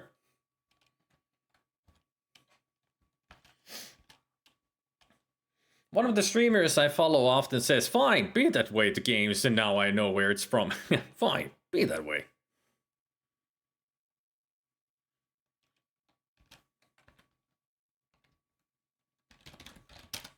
There is a small rounded structure here with a door on one side. It is typical of some of the prefab structures used in frontier areas years ago.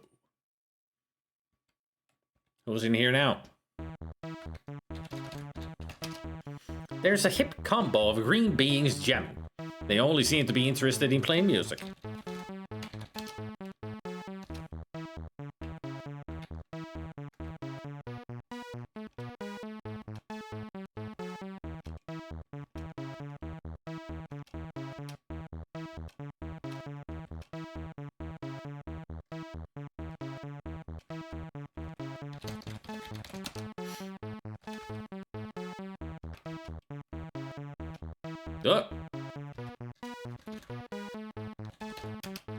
You've never seen the likes of the patrons seated at the bar. They look fairly absorbed in their drinks.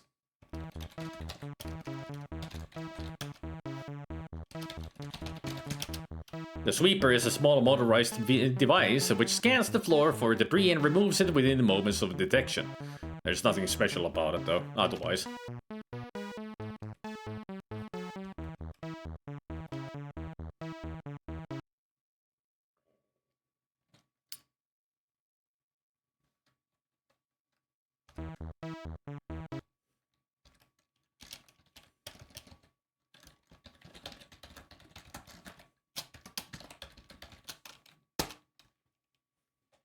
Let's make it obvious what we're here to do.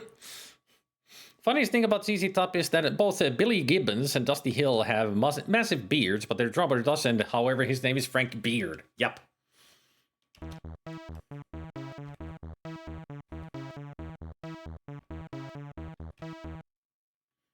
It's the Larry Slut Machine. Yeah, but this is deadlier than Larry's. See those skulls? Get 3 skulls. The thing happens to you that happened to that alien who was here just now.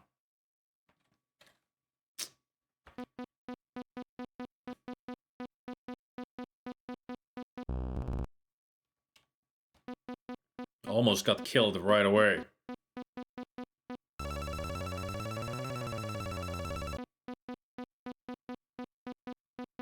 Oh! Suck methane. No, you suck methane. Bitch.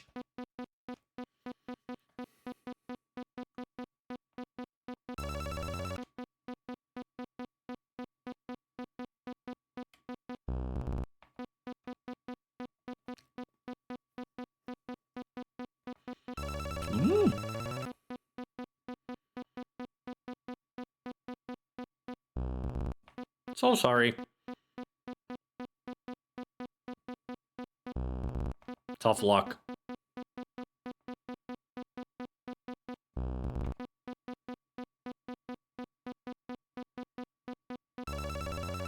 Hey, I got my money back. I'm back at 30.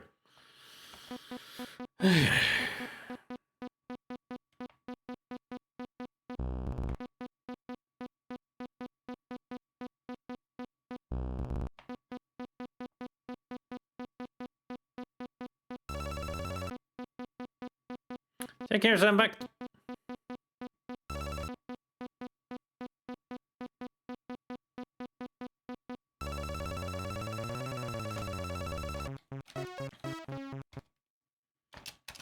I've got the more money than I started with. That's the save.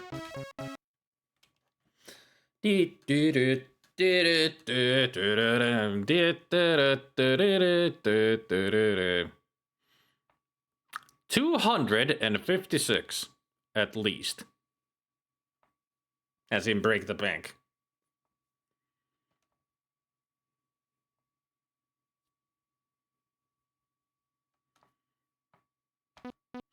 Last time I did this, it took me an hour. So sit back, relax, and enjoy the mayhem. Hey, Blues Brothers! They're here!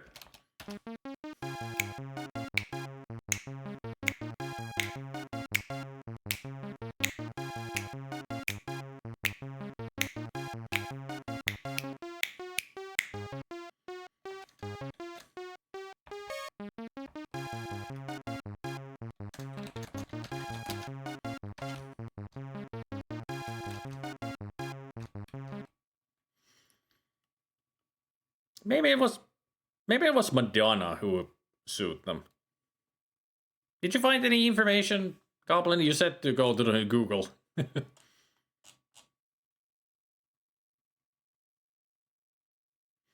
Oh, it was Toys R Us because they have a Droids R Us. Right. It wasn't any of the bands, it was the company. So they changed the name, it's a Droids Be Us.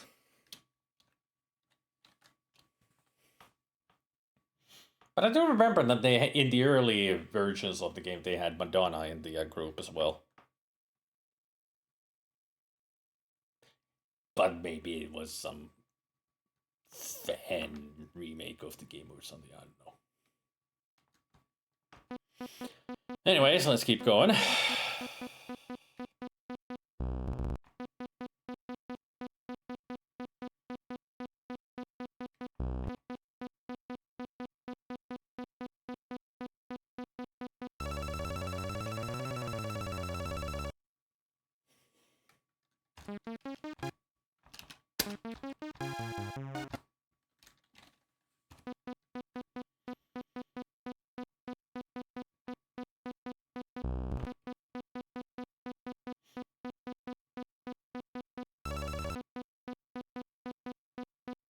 Uh-oh.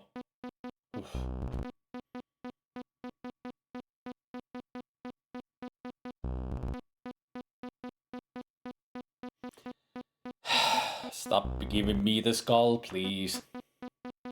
Thank you.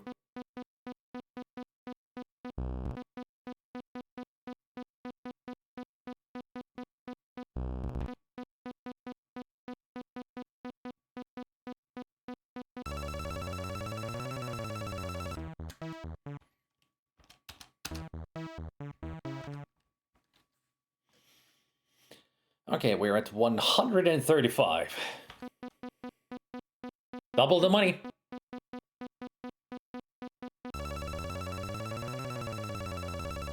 It's a good start.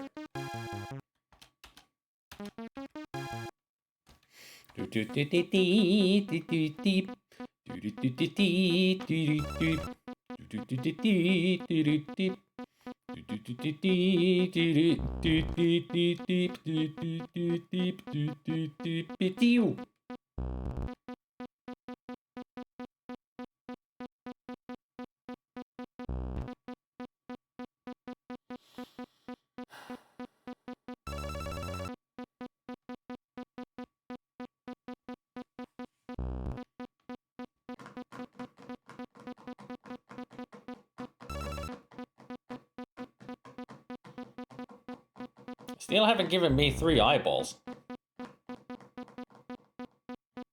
I want to see how much I win with 3 eyeballs.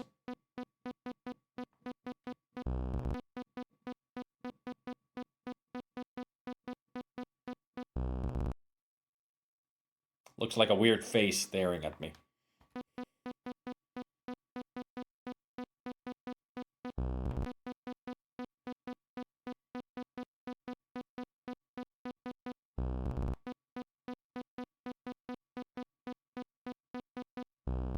Shit. Eat sand. You eat shit. Suck methane. I wish these kind of slot machine games would do that in real life. That when you lose, it'll tell you to suck methane or eat ass. It's hopeless.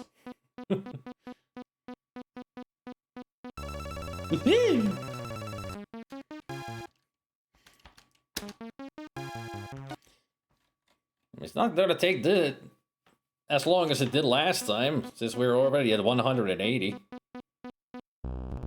Almost.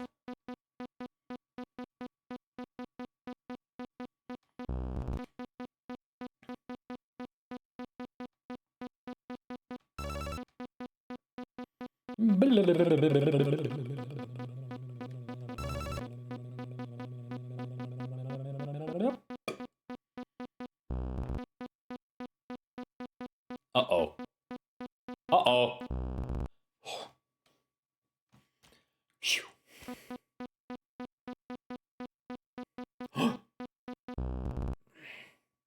Just once, give me the eyeballs. I want to see how much I win with 3 eyeballs. I'm curious.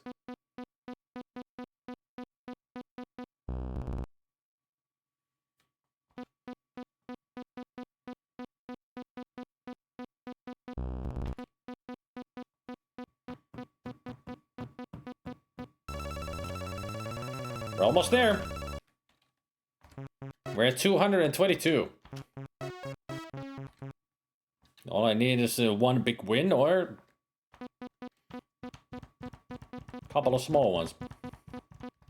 Not that small. Uh-oh. Oh.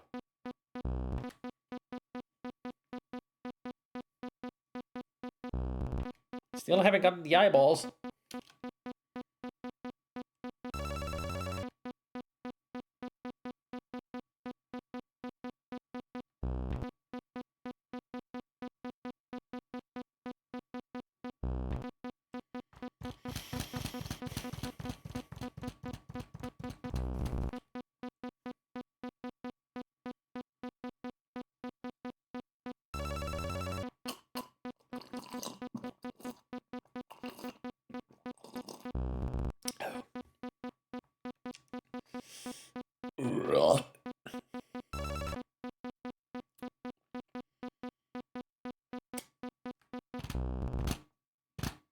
Excitement overload, isn't it? Watching somebody gamble. Especially on a slot machine. You guys don't even know how many of these kind of games were on the Commodore 64 and Amiga, and I was like, why do this exist? Why would I want to play a freaking fruit bank simulator? Maybe it's a good way of getting rid of your addiction. Just play a video game instead of it using real money.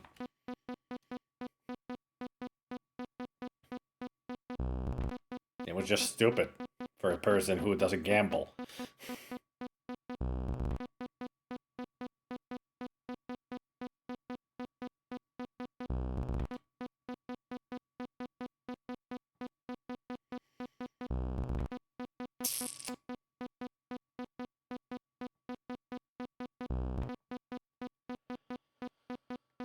Uh-oh. I mean, you could show us one death at least. At this point, I wouldn't mind it. I mean, I've lost $40 already. So you could at least kill Roger once.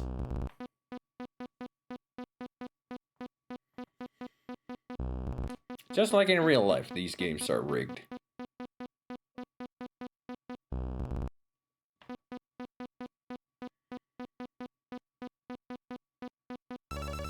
Do us a favor, game. Give us 3 skulls and 3 eyes. Then we're good.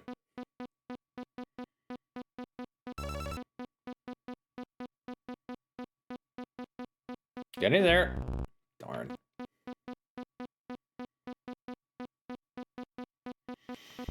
Such a tease. I mean, don't you understand, game? I'm actually asking you to make me lose. Usually other games would go happily for it when it's a game that has deaths in it. But this time this game is refusing to give it to me. Which I find very weird. I'm your Space Quest. Kill me already.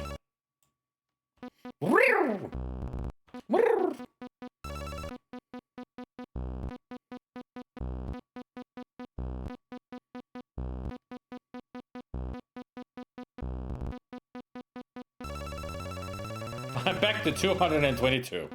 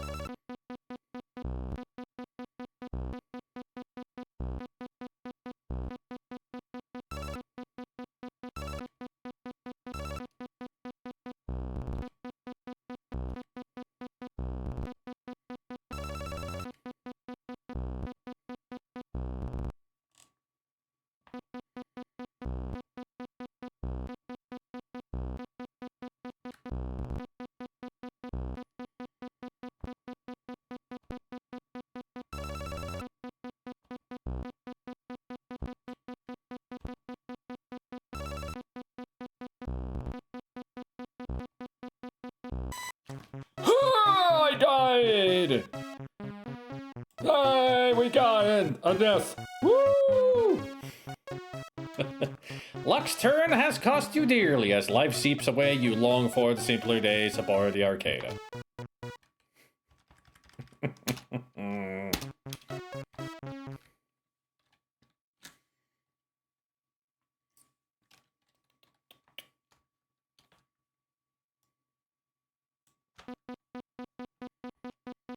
You should always have at least a 250 in your pocket, because we will be spending a lot of money here.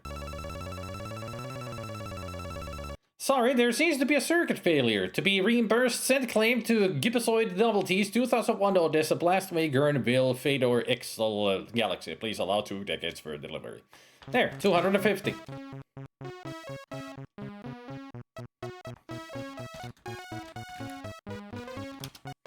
The Bucketzoid is a flat piece of a precious alien metal. You have 250 of them.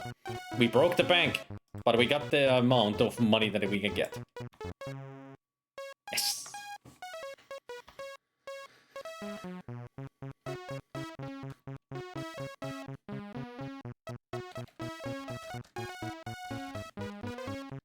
The bartender is busy, I cannot hear you.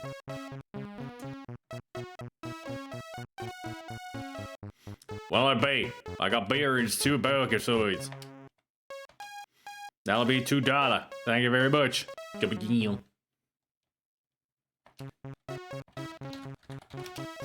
This is a vessel of that accurate yet buoyant Caronian ale. The beer tastes like carbonated Zipple sweat. However, considering recent events, you could learn to love it.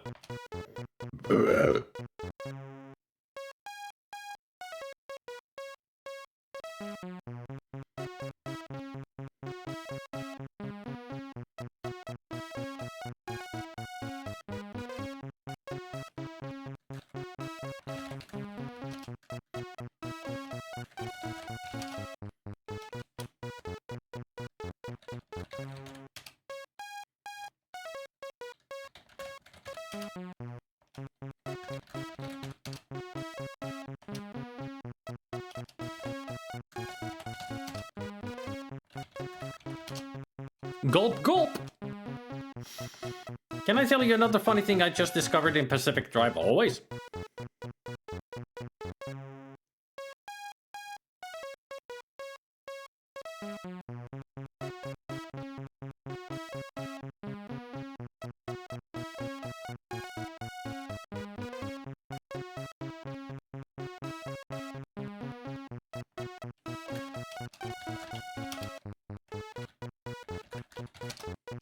As you sip another of the odd brews, you overhear someone at the bar speaking. There I was, cruising through Sector Double H when I spot this blip on the scanner. So I head toward it, you see, and right there in front of me sits the Deltor. It's just sitting there. My heart starts hyper warping on me. I figure my milliseconds are numbered. What I can think of doing is getting my craft out of there. So I am reaching for the throttle. All of a sudden, there's this incredible flash of light, you see? And just like that, this little planetoid explodes into a ball of fire. I tell you, I've never seen anything like it. I mauled the throttle and got out of there quick, you bet. So somebody's using the star generator. Hey, there sure are a lot of skeletons in here. There are? Quick, pull the head off one and stick me on top of the spine. Oh, please. Mary, you know that will not happen. Hey, Sphinxy, hello, Raiders. Hello, voice break. Hey, Sphinxy, hello, Raiders. Welcome to Euless Flats. I just did gambling to win all the money that I needed.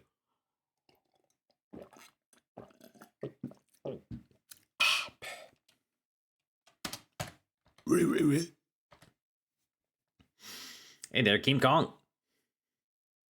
What were you up to, Sphinxy? Hey there, we are Galaxy First Spaceship.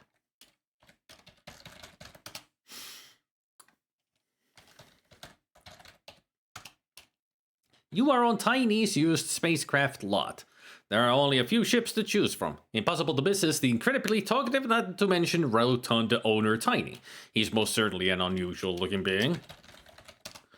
What can he say? What can be said that isn't seen? Tiny is a large red skin-covered beast with the personality of a true salesman. Not a prime combination of traits. Oh, you were playing Police Quest 2. Nice. I'll be playing Police Quest 2 after Manhunter New York. Which is 1, 2, 3, 4, 5, 6, 7, 7 games away.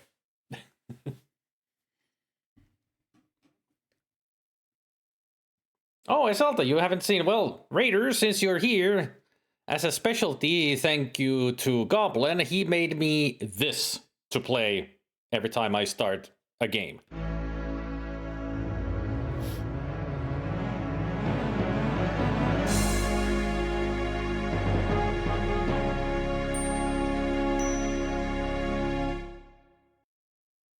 Sierra intro-inspired intro.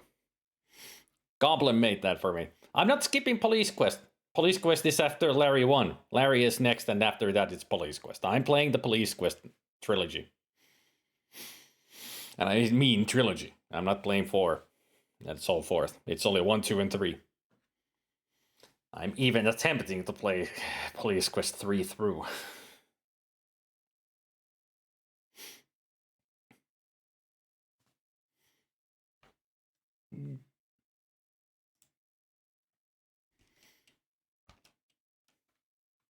Is this where I want to be? I think this is where I want to be. Howdy, bucko. Can I teach you one of the finest little used spaceships in the galaxy? You look like a man of discerning taste.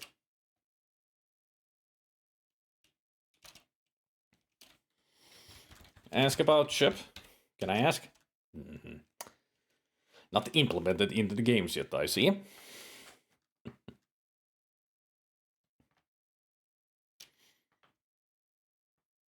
All of them have driving sections, Bannigan.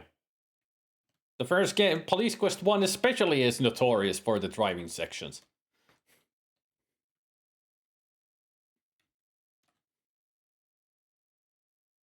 You should have that as your logo starter for streams in general. It's only for Sierra. Goblin did say that if I ever decide to play LucasArts games, like do a LucasArts month, he'll make an intro for it too. LucasArts style. Yeah, in 2 it's Keith who drives, so you don't drive at all. Yeah, 1 and 3 had driving, but the driving in the early edition of Police Quest 1 was all top-down manual driving, and it was a tough learning curve. Yep. I learned a lot of English trying to play these games as a kid. I learned mostly English from watching TV and movies, but when it came to video games, of course, it was Commodore 64. Maniac Mansion taught me a lot, but later on it was Monkey Island, Secret of Monkey Island 2, Indiana Jones, Fate of Atlantis. That's where I really honed in learning English.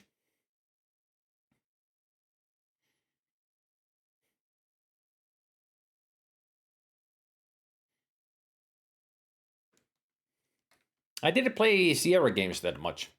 The only one that I had on my Amiga was Leisure Suit Larry 3, and I think I had Police Quest 1. All the others that I tried was Space Quest 1, King's Quest 3, and later on Space Quest 4 on a DOS computer at a school. But the other ones I played like on somebody else's computer or a school computer. Quest for Glory I played much later, when I bought it on GOG. I think it was GOG where I first experienced it. And Quest for Glory became one of my favorite series. My parents have told me that the reason my English is so good is because I was sitting with an English-Danish dictionary and playing Goblins 3, trying to figure out what I needed to do. And people say video games are bad for you.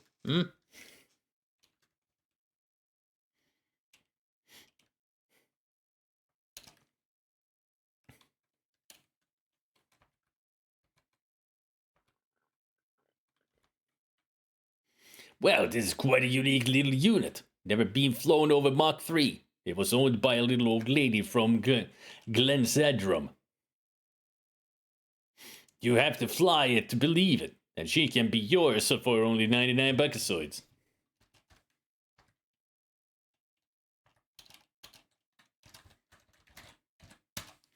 I tell you, I think you made a wise decision. She's a beauty. The keys are in her. If you have any problems, don't hesitate to come back and tell us about them.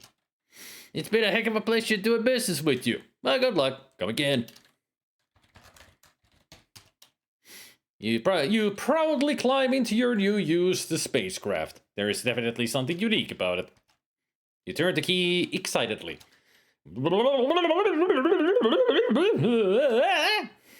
Down he goes. Well, geez, guy, it's developed some minor malfunctions since we acquired it. We did have a small meteoroid shower the other day. Maybe that was it. Yeah, that was probably it. Much as I'd like to, I can't refund your money. Company policy. It's out of my hands. However, I can give you 70 buckasoids credit on any other ship in your fine line of used spacecraft. Look around, see what you like. You say 70, huh? And I've got 145. 70, that would be what, 215. I get just enough to buy the other ship, but then I won't have money for the rest of things. So what I need to do is not buy that thing.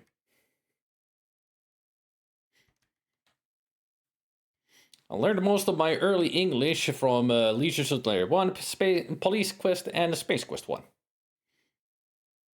We've already done it with the King's Quest, only 1, 2, and 3.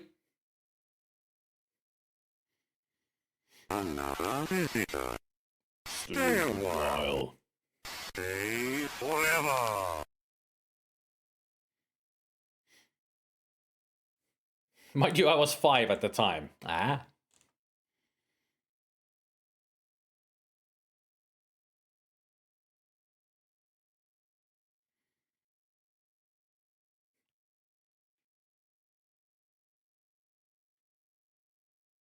Whisper Glory and King's Quest taught me English, especially Whisper Glory.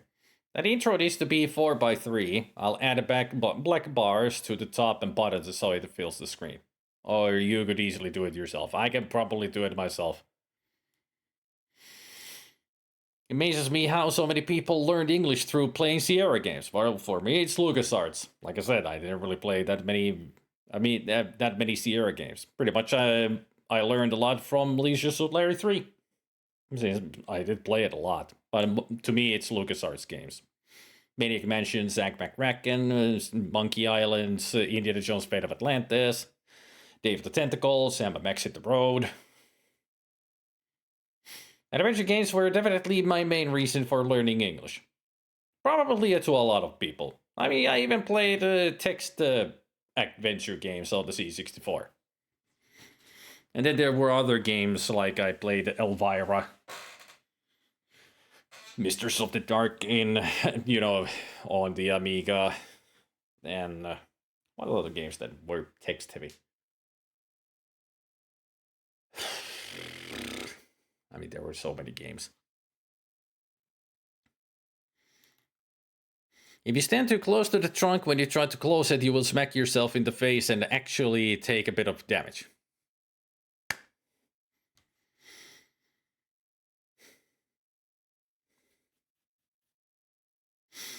Especially Quest for Glory 1, it was intense as I literally was panicking about pushing candle, flipping the dictionary like crazy as like there was a hurry in typing screen.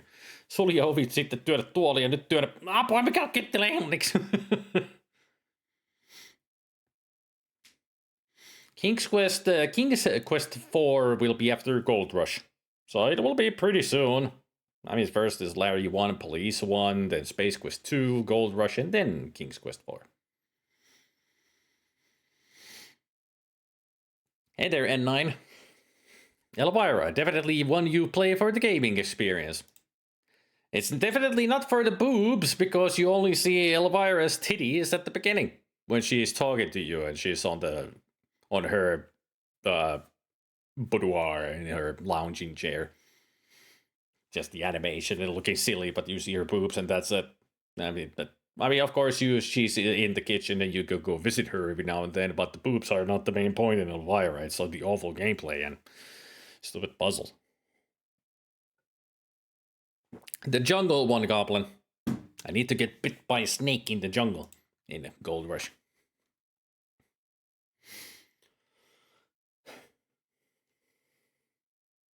I played Elvira for the tits, and that was about as far as I got. Yep, that's pretty much the furthest you can get in the game because the combat system is just pure shit. That 2-second video clip was groundbreaking at the time. Yeah.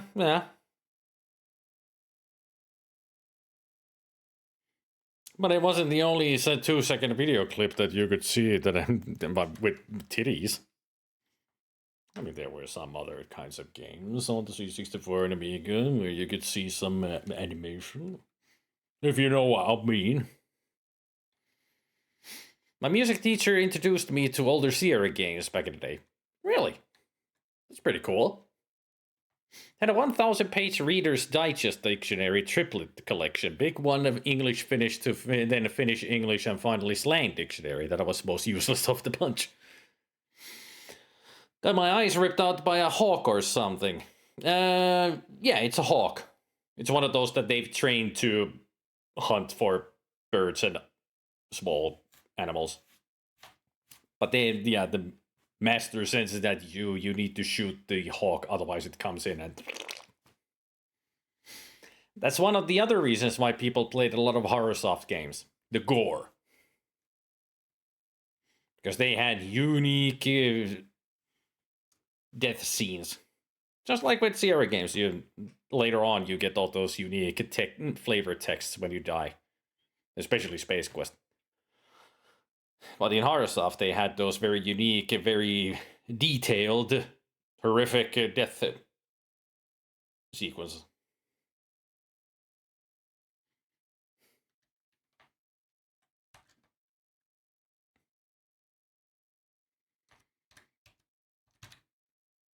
Don't let the appearances fool you. This baby may be a relic, a classic, but she's just dependable as the day we got her. And just think, you'll be the only one in the quadrant with one, I guarantee it. She's a beaut, isn't she? This little baby can do a spin around the planet in just under an hour. Look at the lines in that dead body work. They just don't make him like this anymore, you know what I mean? And she's a real bargain at 185 bugazoids. I tell you, I think you made a wise decision. She's a beauty. The key, Sarien. If you have any problems, then don't hesitate to come back and tell us about them. It's been a heck of a pleasure doing business with you. Well, good luck. Come again. You shell out the buckazoids and hop in. Anxiously, you fire it up and lift off. Whee!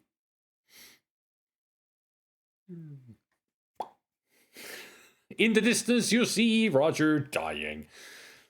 Darn the luck, Roger. You've crashed in the dunes and ended your life. The various inhabitants of the Carudian desert are now feasting on what remains of you. Guess that wasn't such a hot purchase. How about if we try the last option that we have? This one. Damn it. Well, there's a man with a good eye. This here is the keenest little scrambler in the hemisphere. Top of the line, hands like a charm, perfect for cruising the asteroid fields. And she's got all the thrust a guy could need. I tell you, she's an outright steal at 240 buckazoids. This is actually not a bad-looking ship. It appears to be a Dralian bottle cruiser. They have a reputation for quickness and reliability. You're surprised that someone, or something, of Tiny's caliber would be carrying it. I tell you, I think you made a wise decision. She's a beauty. The keys are in her. If you have any problems, don't hesitate to come back and tell us about them. It's been a heck of a pleasure to visit with you. Oh, by the way, you're gonna need a droid to help you fly that thing. Well, good luck. Come again. You really have the same shtick for each ship that people buy. Said the same thing with the other two ships. Except for the droid part. You are at the north end of Yulin's Flats. There's a building to the east.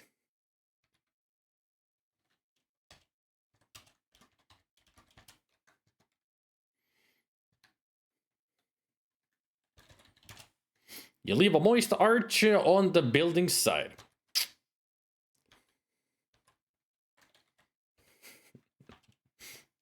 Yeah, you don't lose any points, I had to check. But you can go here and piss. There. I took a leak on the side of the building. You don't get points. You don't you don't lose any points. It's just something you can do. There's a strange pile of very fine white powder here. Its origin puzzles you. It has a strange burnt smell to it. How about those are the corpses that die at the freaking slot machine? I don't understand graffiti. There's some writing on it.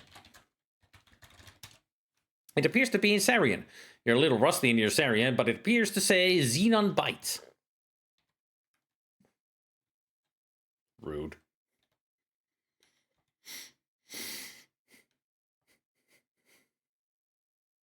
Droids Be Us. Used to be Droids or Us, but the Toys R Us suit them. To change the name, so they changed the R to B. Clever. Welcome to Droids Be Us, the finest emporium for mechanized beings in the quadrant. We have a complete line of droids for any purpose imaginable. Well, almost any. All the top of the line, but I suppose you would probably be interested in our sale items. Please walk this way.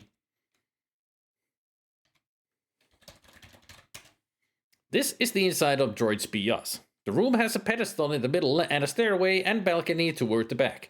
A variety of droids adorn the floor space.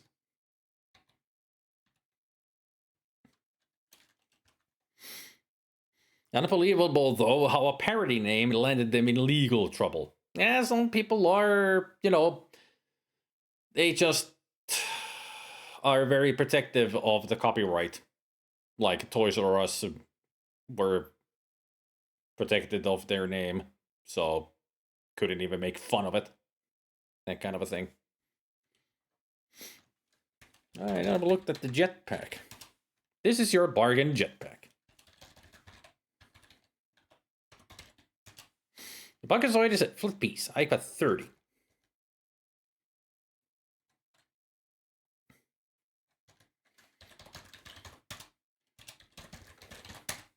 You see no one of interest. The salesman is a strangely built being. He looks like he might tip forward any minute. That unit is a good all-round droid. Sure, it may seem a little din-jobbed, but it's not as bad as it looks. There is still quite a bit of life left in it. It is a great little companion. And for you, only 40 Buckazoids, 32 with Koopa.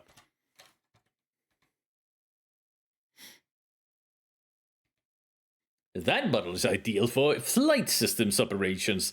It will pilot any modern fighter or cruiser, and it is one of the most experienced droids we carry. I ask only 45 Buckazoids for it, 36 with coupon. I got it from some gambling type who was required to pay up or perish. Hint, hint, wink, wink, go gamble again.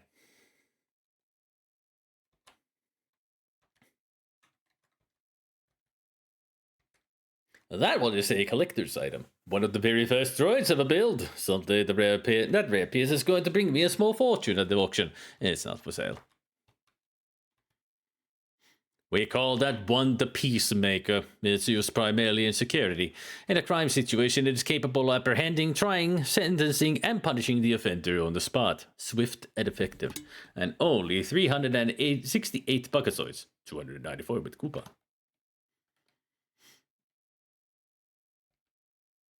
That compact unit is often used for mining. It is short and stocky and quite strong for its size. It is designed to work in areas which may be hazardous to non-mechanized beings. 325 Buckazoids for years of service. 294 with coupon.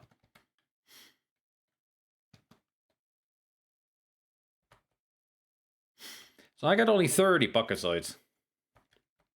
I need to go gamble again. Right.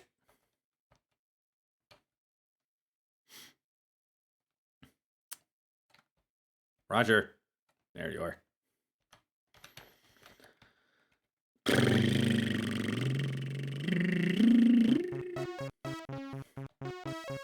Hey, look, the green alien is back with our old outfit. Done with the game yet?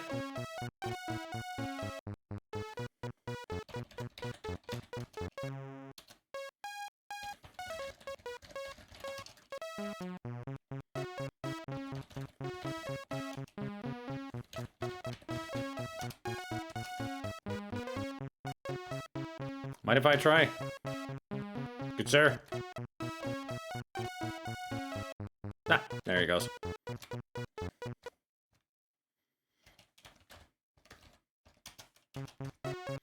Here we go, crazy bush of dressed man.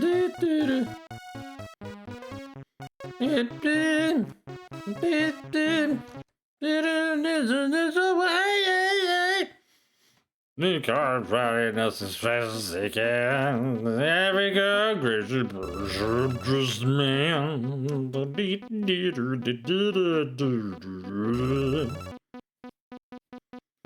I've got to make sure that I have enough of Bugazoid, so I'm gonna go for over 50. Yes, give me the eyeballs. Shit. I want to know how much I get from the eyeballs. You're the only, that's the only one that I haven't won with.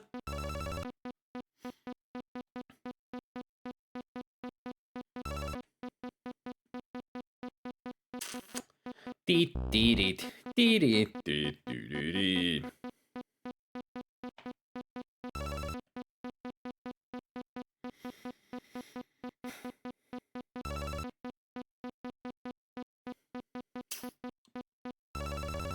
Oh, there we go. Got 100.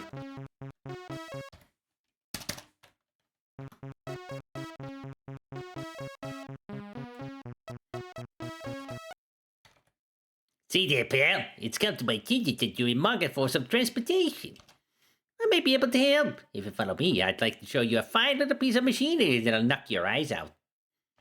Yeah, something tells me that, no thanks. I already bought my ship. Loser.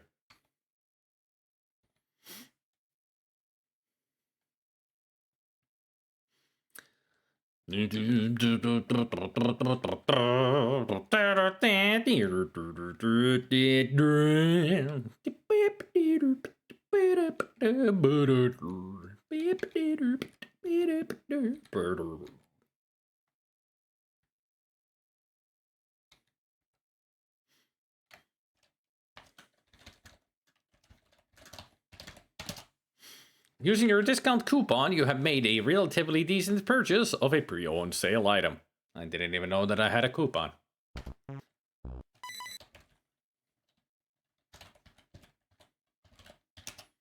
The Bugazoid, I have 66 left.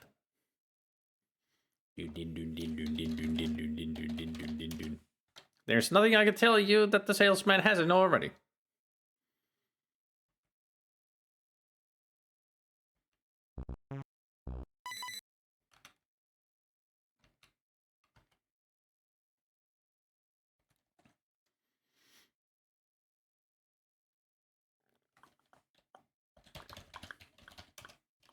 The white droid is just a little shorter than you are. Its body appears to be built of some type of light composite substance. These droids were the first truly reliable flight control systems produced, designed to pilot many different types of craft. Look at him shake.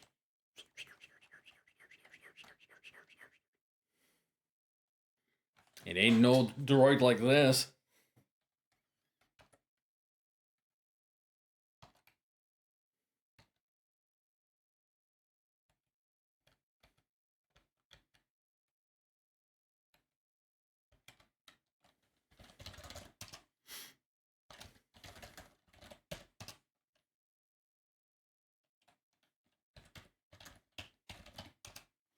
There goes the droid into the ass of the ship. What sector shall I head for, sir? I hope that was a good droid.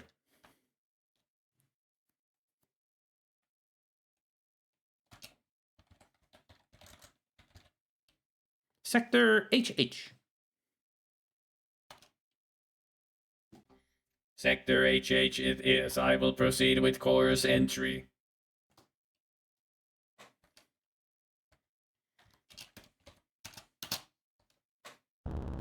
Hey, wait a minute! Where do you think you're going with my ship? Off you go into the purple yonder.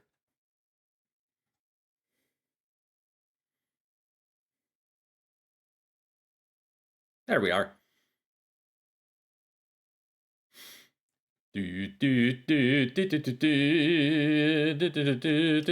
Well done, Roger. You've managed to overcome the elements of Corona, from endless deserts and spider droids to obnoxious salesmen and bad booze.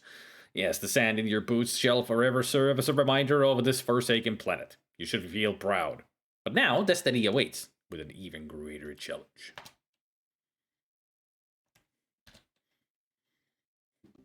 Hang on, sir. We are headed into an asteroid field. Yes, asteroid field. I forgot that there's an error asteroid field.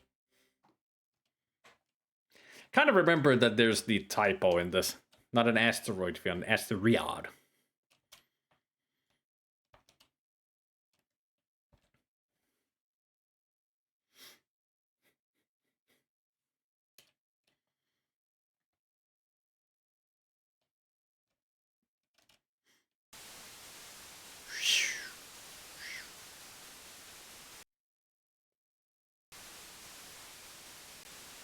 Look at those moves.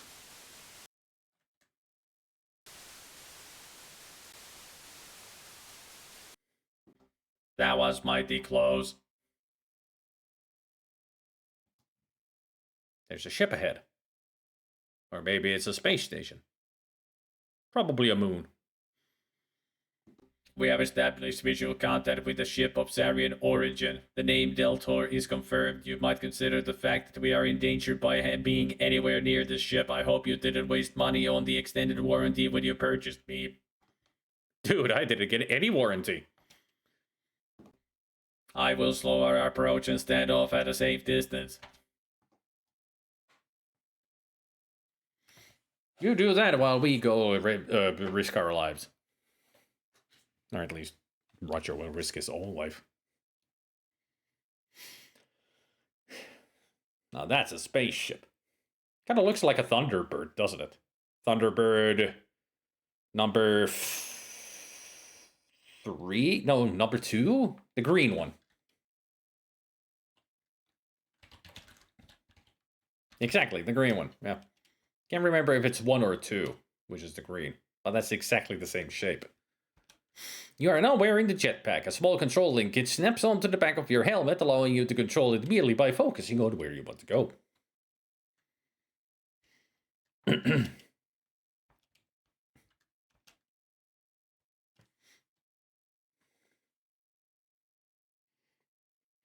As his head goblin, that voice is amazing for early days.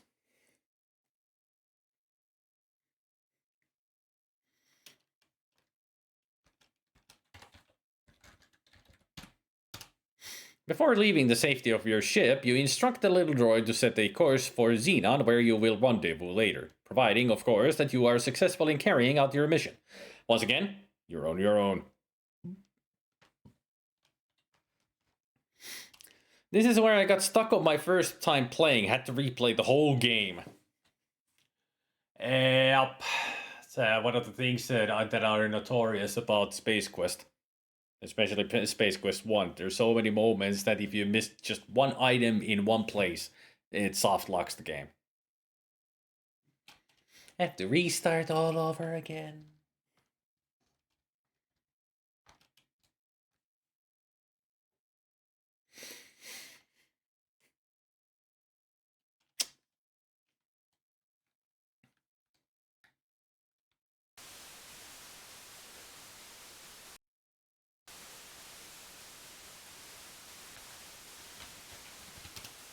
You grasp the large handle and then twist, noting the rather insignificant amount of pain being registered.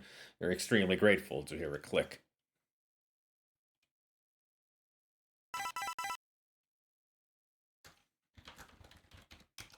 That's up to you.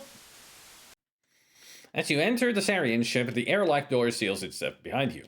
You try to open it again without any success. It appears that you are stuck here.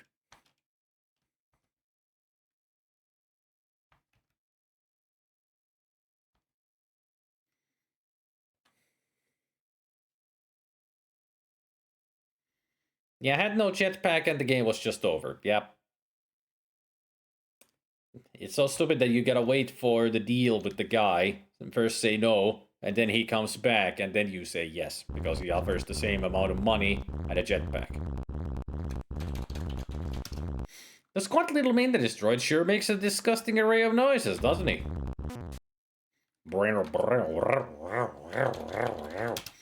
You are standing in a large empty room within the Sarien ship.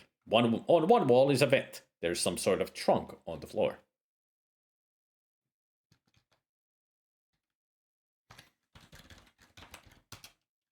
There doesn't seem to be anything special about the container.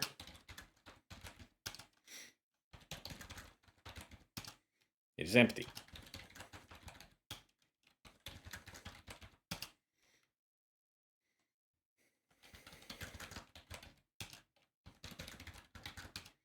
It is completely dark on the other side of the vent. Using your Xenon army knife, you pry the vent open.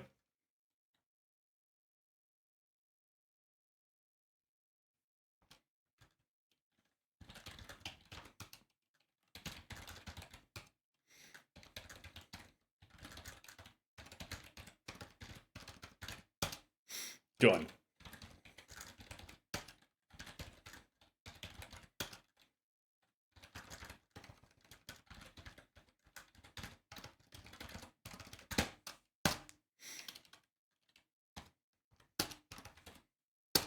The reason why you need to put the jetpack into the trunk is because you can't fit in here with it.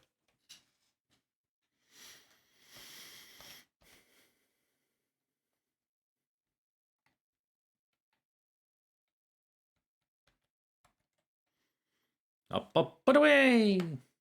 These kind of moments will be very familiar to Roger in the future. I think there's a vent moment in every game where he has to be crawling somewhere.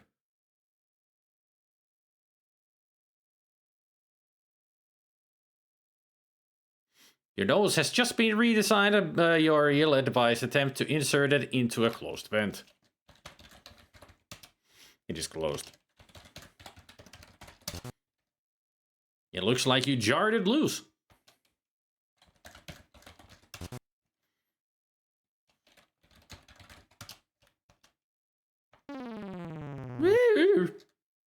Perfect landing. Roger is like a cat.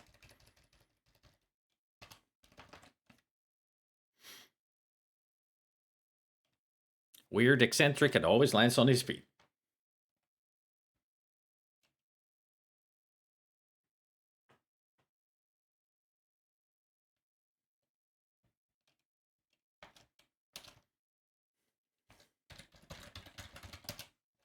The laundry cleaning unit is not being used at this time.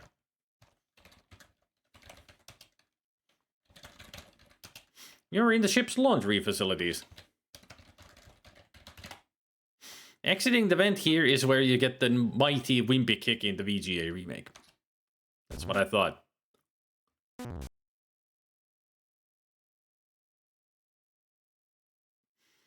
Well, Roger, it certainly appears as though you're about to become all washed up.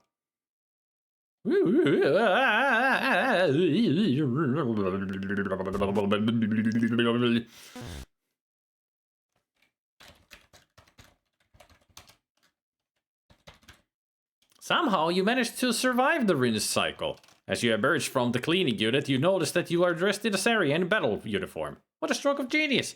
Now you can wander throughout the ship without calling attention to yourself.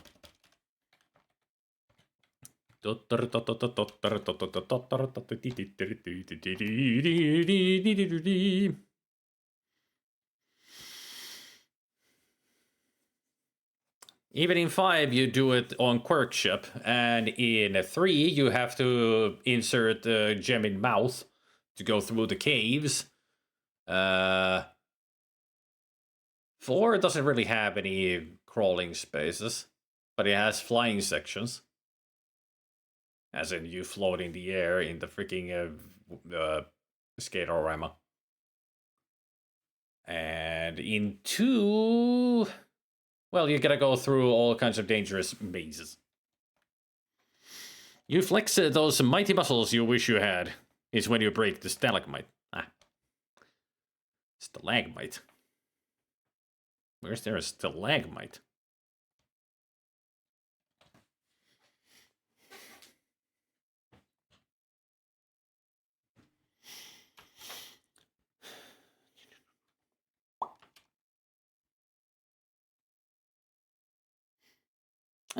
Technically that counts. Yeah, 4 in the sewers, yeah.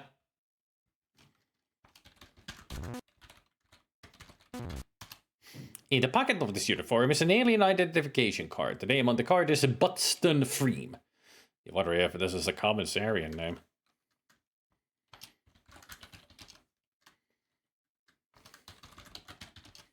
The key card or the ID card.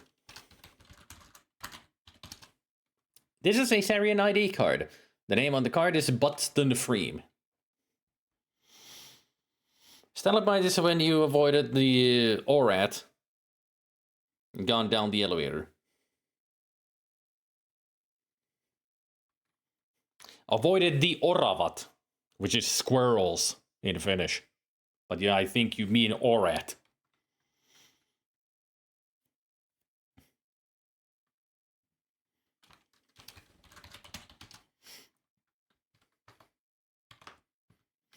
Are we having fun yet, you ask the guard?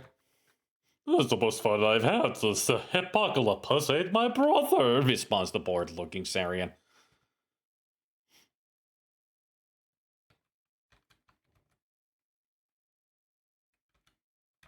Hilarious.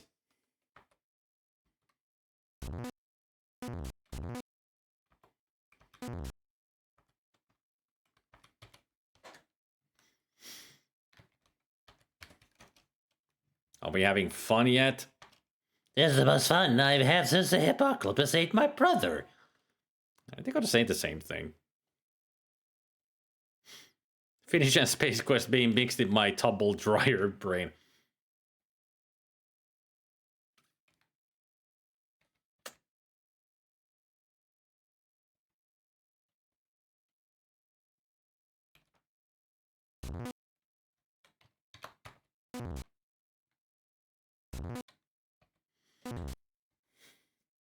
Yeah, monster in Space Quest Orat. Oravat is squirrels in Finnish. And yeah, that's our word for squirrel. Orava.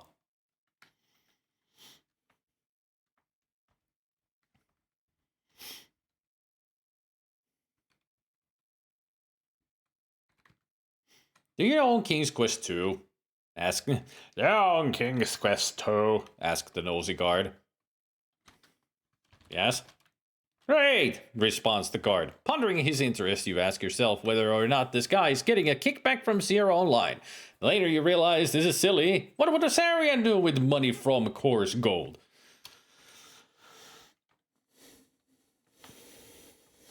Nice self-insert. Kurre, yep.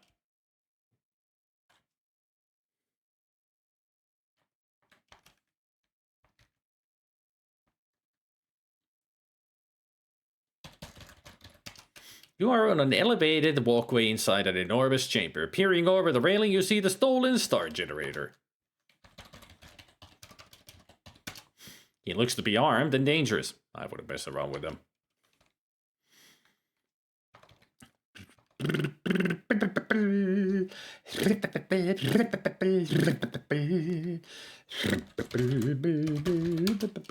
Rows of weapons on the wall tell you that you are in the Del Tor's armory. There is a service droid behind the weapons issued counter.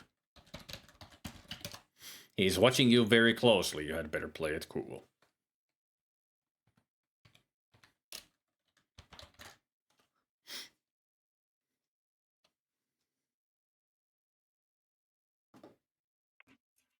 Welcome to the weapons dispensary. I will assist you. Please supply me with your identification card.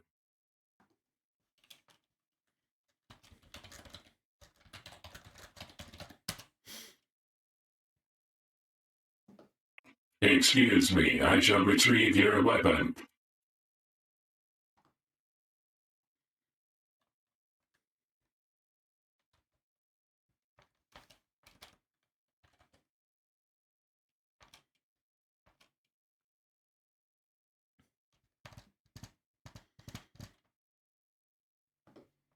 Your rank allows you to bear one Pulsar Brave unit.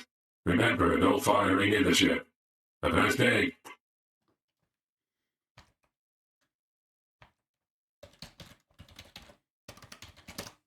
There are 2 gas grenades sitting on the right side of the counter.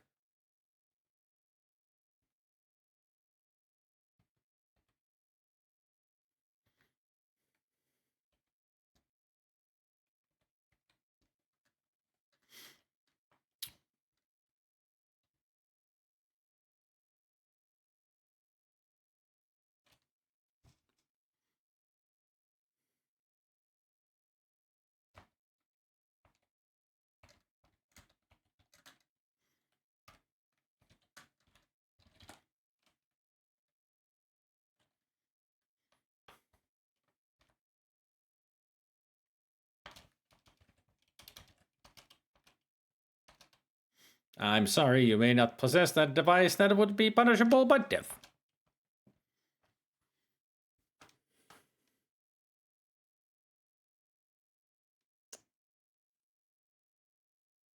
Oh.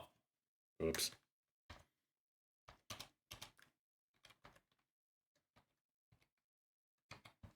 Shit.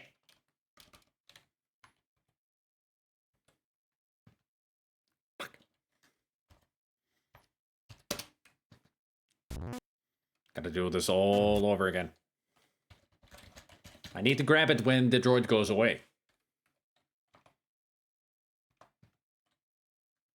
The guard looks at you as though you look different somehow. Are we having fun yet? Cool.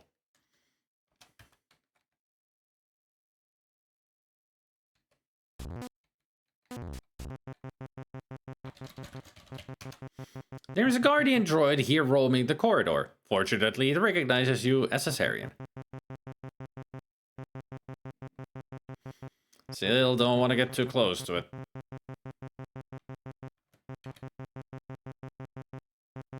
Because it might kill you when it touches you.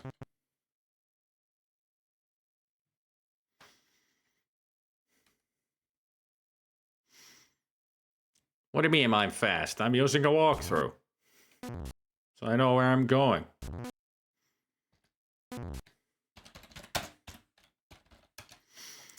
Your R in one of the Del Toro's many corridors. There R is an elevator here, there.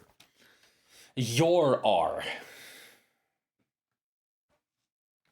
Your R. Your R.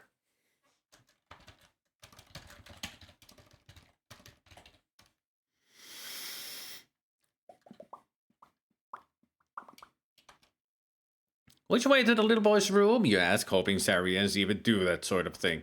The puzzled expression on the face of your newfound friend confirms your worst fears. Do you own King's Quest 2? Yeah, King's Quest 2. Yes. Yay!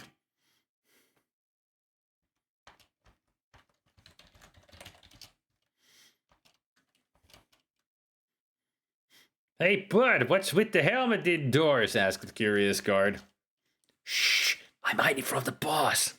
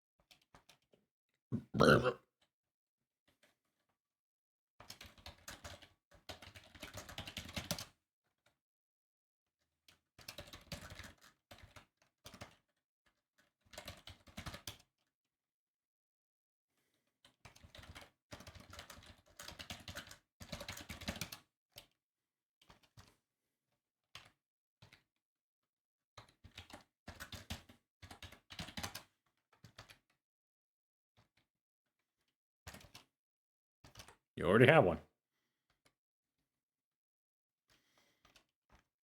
There we go. Got a grenade. Got the weapon.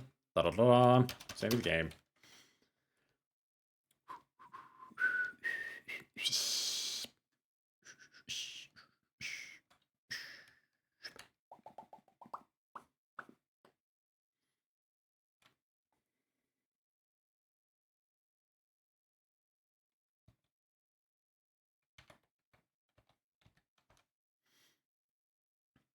Now let's take good aim over here and drop a grenade.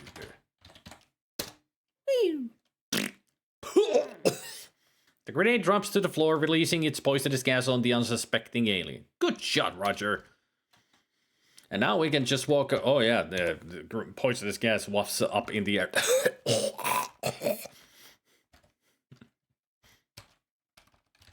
I mean, in any other Space Quest game, that would exactly happen. That you throw down the grenade, it explodes, kills everything down there, but then the gas starts wafting up in the air. You're like, oh yeah, it goes up. Good job, Roger. Using your big brain like that, you killed yourself too.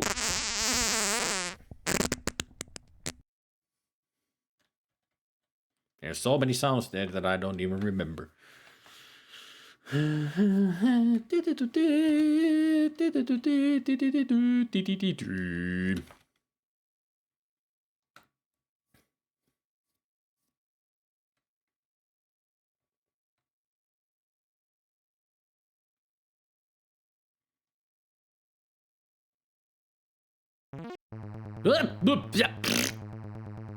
No, my helmet. Right into the... My, aren't you the clumsy one? Because of your inability to walk without falling on your face, your helmet is now riding the elevator without you. You've blown your cover. The Sarians are sure to shoot first and ask questions later. How did that even go in there? Roger, you have incredible luck, in a way. I mean, how do you manage to lose a helmet like that and make it roll into the elevator?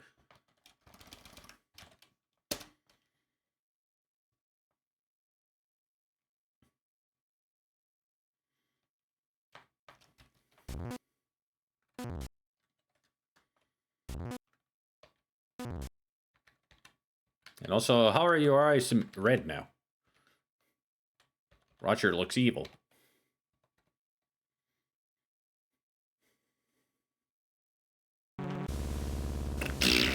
You're toast! That was so quick. I didn't even have time to react. Let alone let my brain say, hey, press F6 to shoot. I'm like, okay, I'll do it. I did.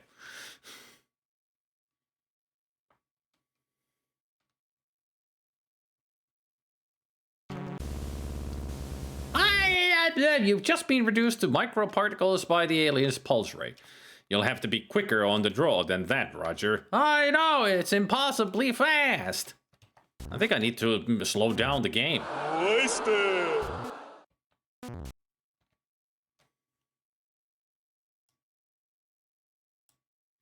Let's go slow speed. Maybe I have better reaction time when it's slow. I will shoot you now, you... If the robot droid could laugh, which is not programmed to do, it would do so. Your pulse ray is only effective against living opponents.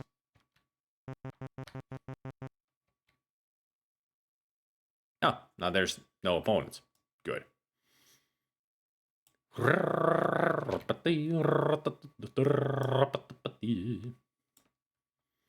should save.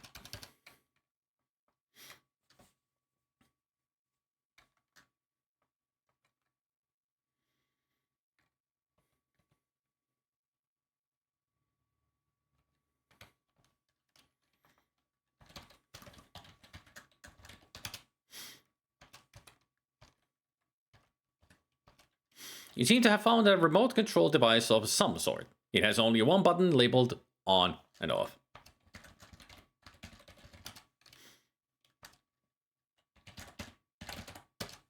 The guard has nothing else of any interest. There's a small remote control unit. On it is a button. You wonder what it controls remotely.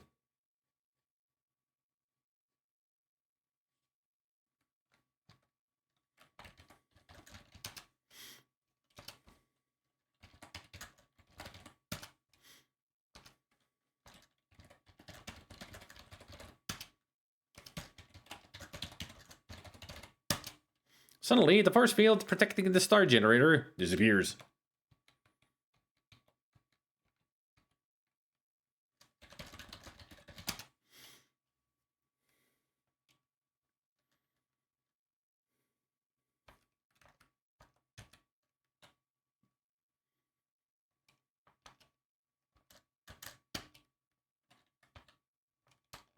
Oh.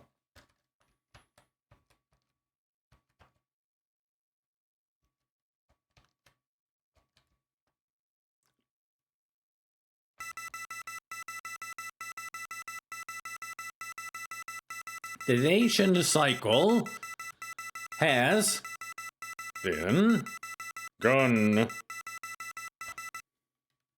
Star generator has become alive. The heat that this thing is starting to generate tells you that it's time to blow this taco stand. Where does the code come from again? When you read the cartridge at the computer with the weird alias that give you the skimmer.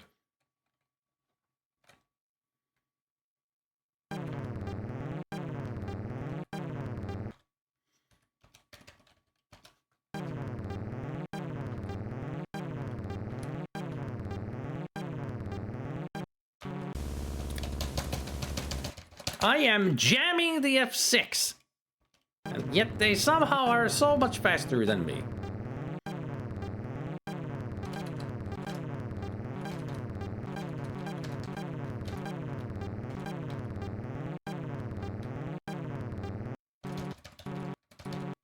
There.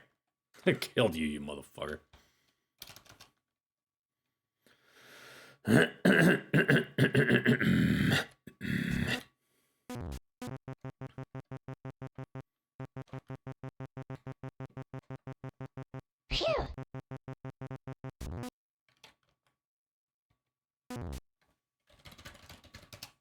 You are in the shuttle launch bay aboard the Sarien ship. The ship is a one-man transport vessel.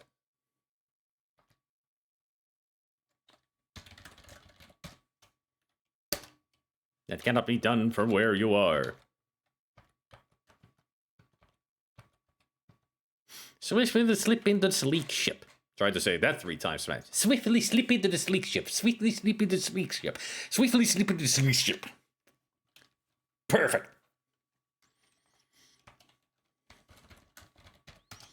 You frantically search the control console for the launch button. Aha! There it is. Good work. I only missed 2 points. I wonder where.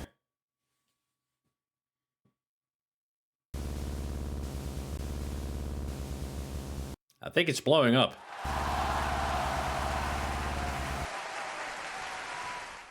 Yeehaw!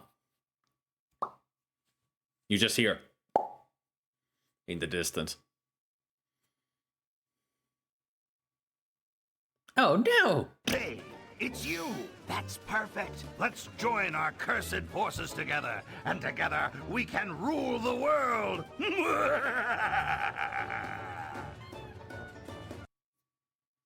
Hey there, Chaos Gaming Live and Raiders. Hello. I just finished Space Quest 1. Sound doesn't travel in a vacuum of space. That's why it's only just a... The Del Tor has been blown to tiny fragments by the force of the Star Generator's blast. You have saved the lives of millions of your people, not to mention the lives of those in other systems. Don't get a big head. Congratulations, Roger! You've rid the universe of the evil Sarians and saved your people from certain doom. The Star Generator technology is safe inside the data cartridge. Now, a new Star Generator can be built and can carry out its original task. You're an all-around hero. You made it home safely aboard the stolen Sarien craft, where you've encountered a cheering Xenon crowd. They have gathered together for a ceremony in your honor. The ceremony is already in progress. Roger also brought the droid with him.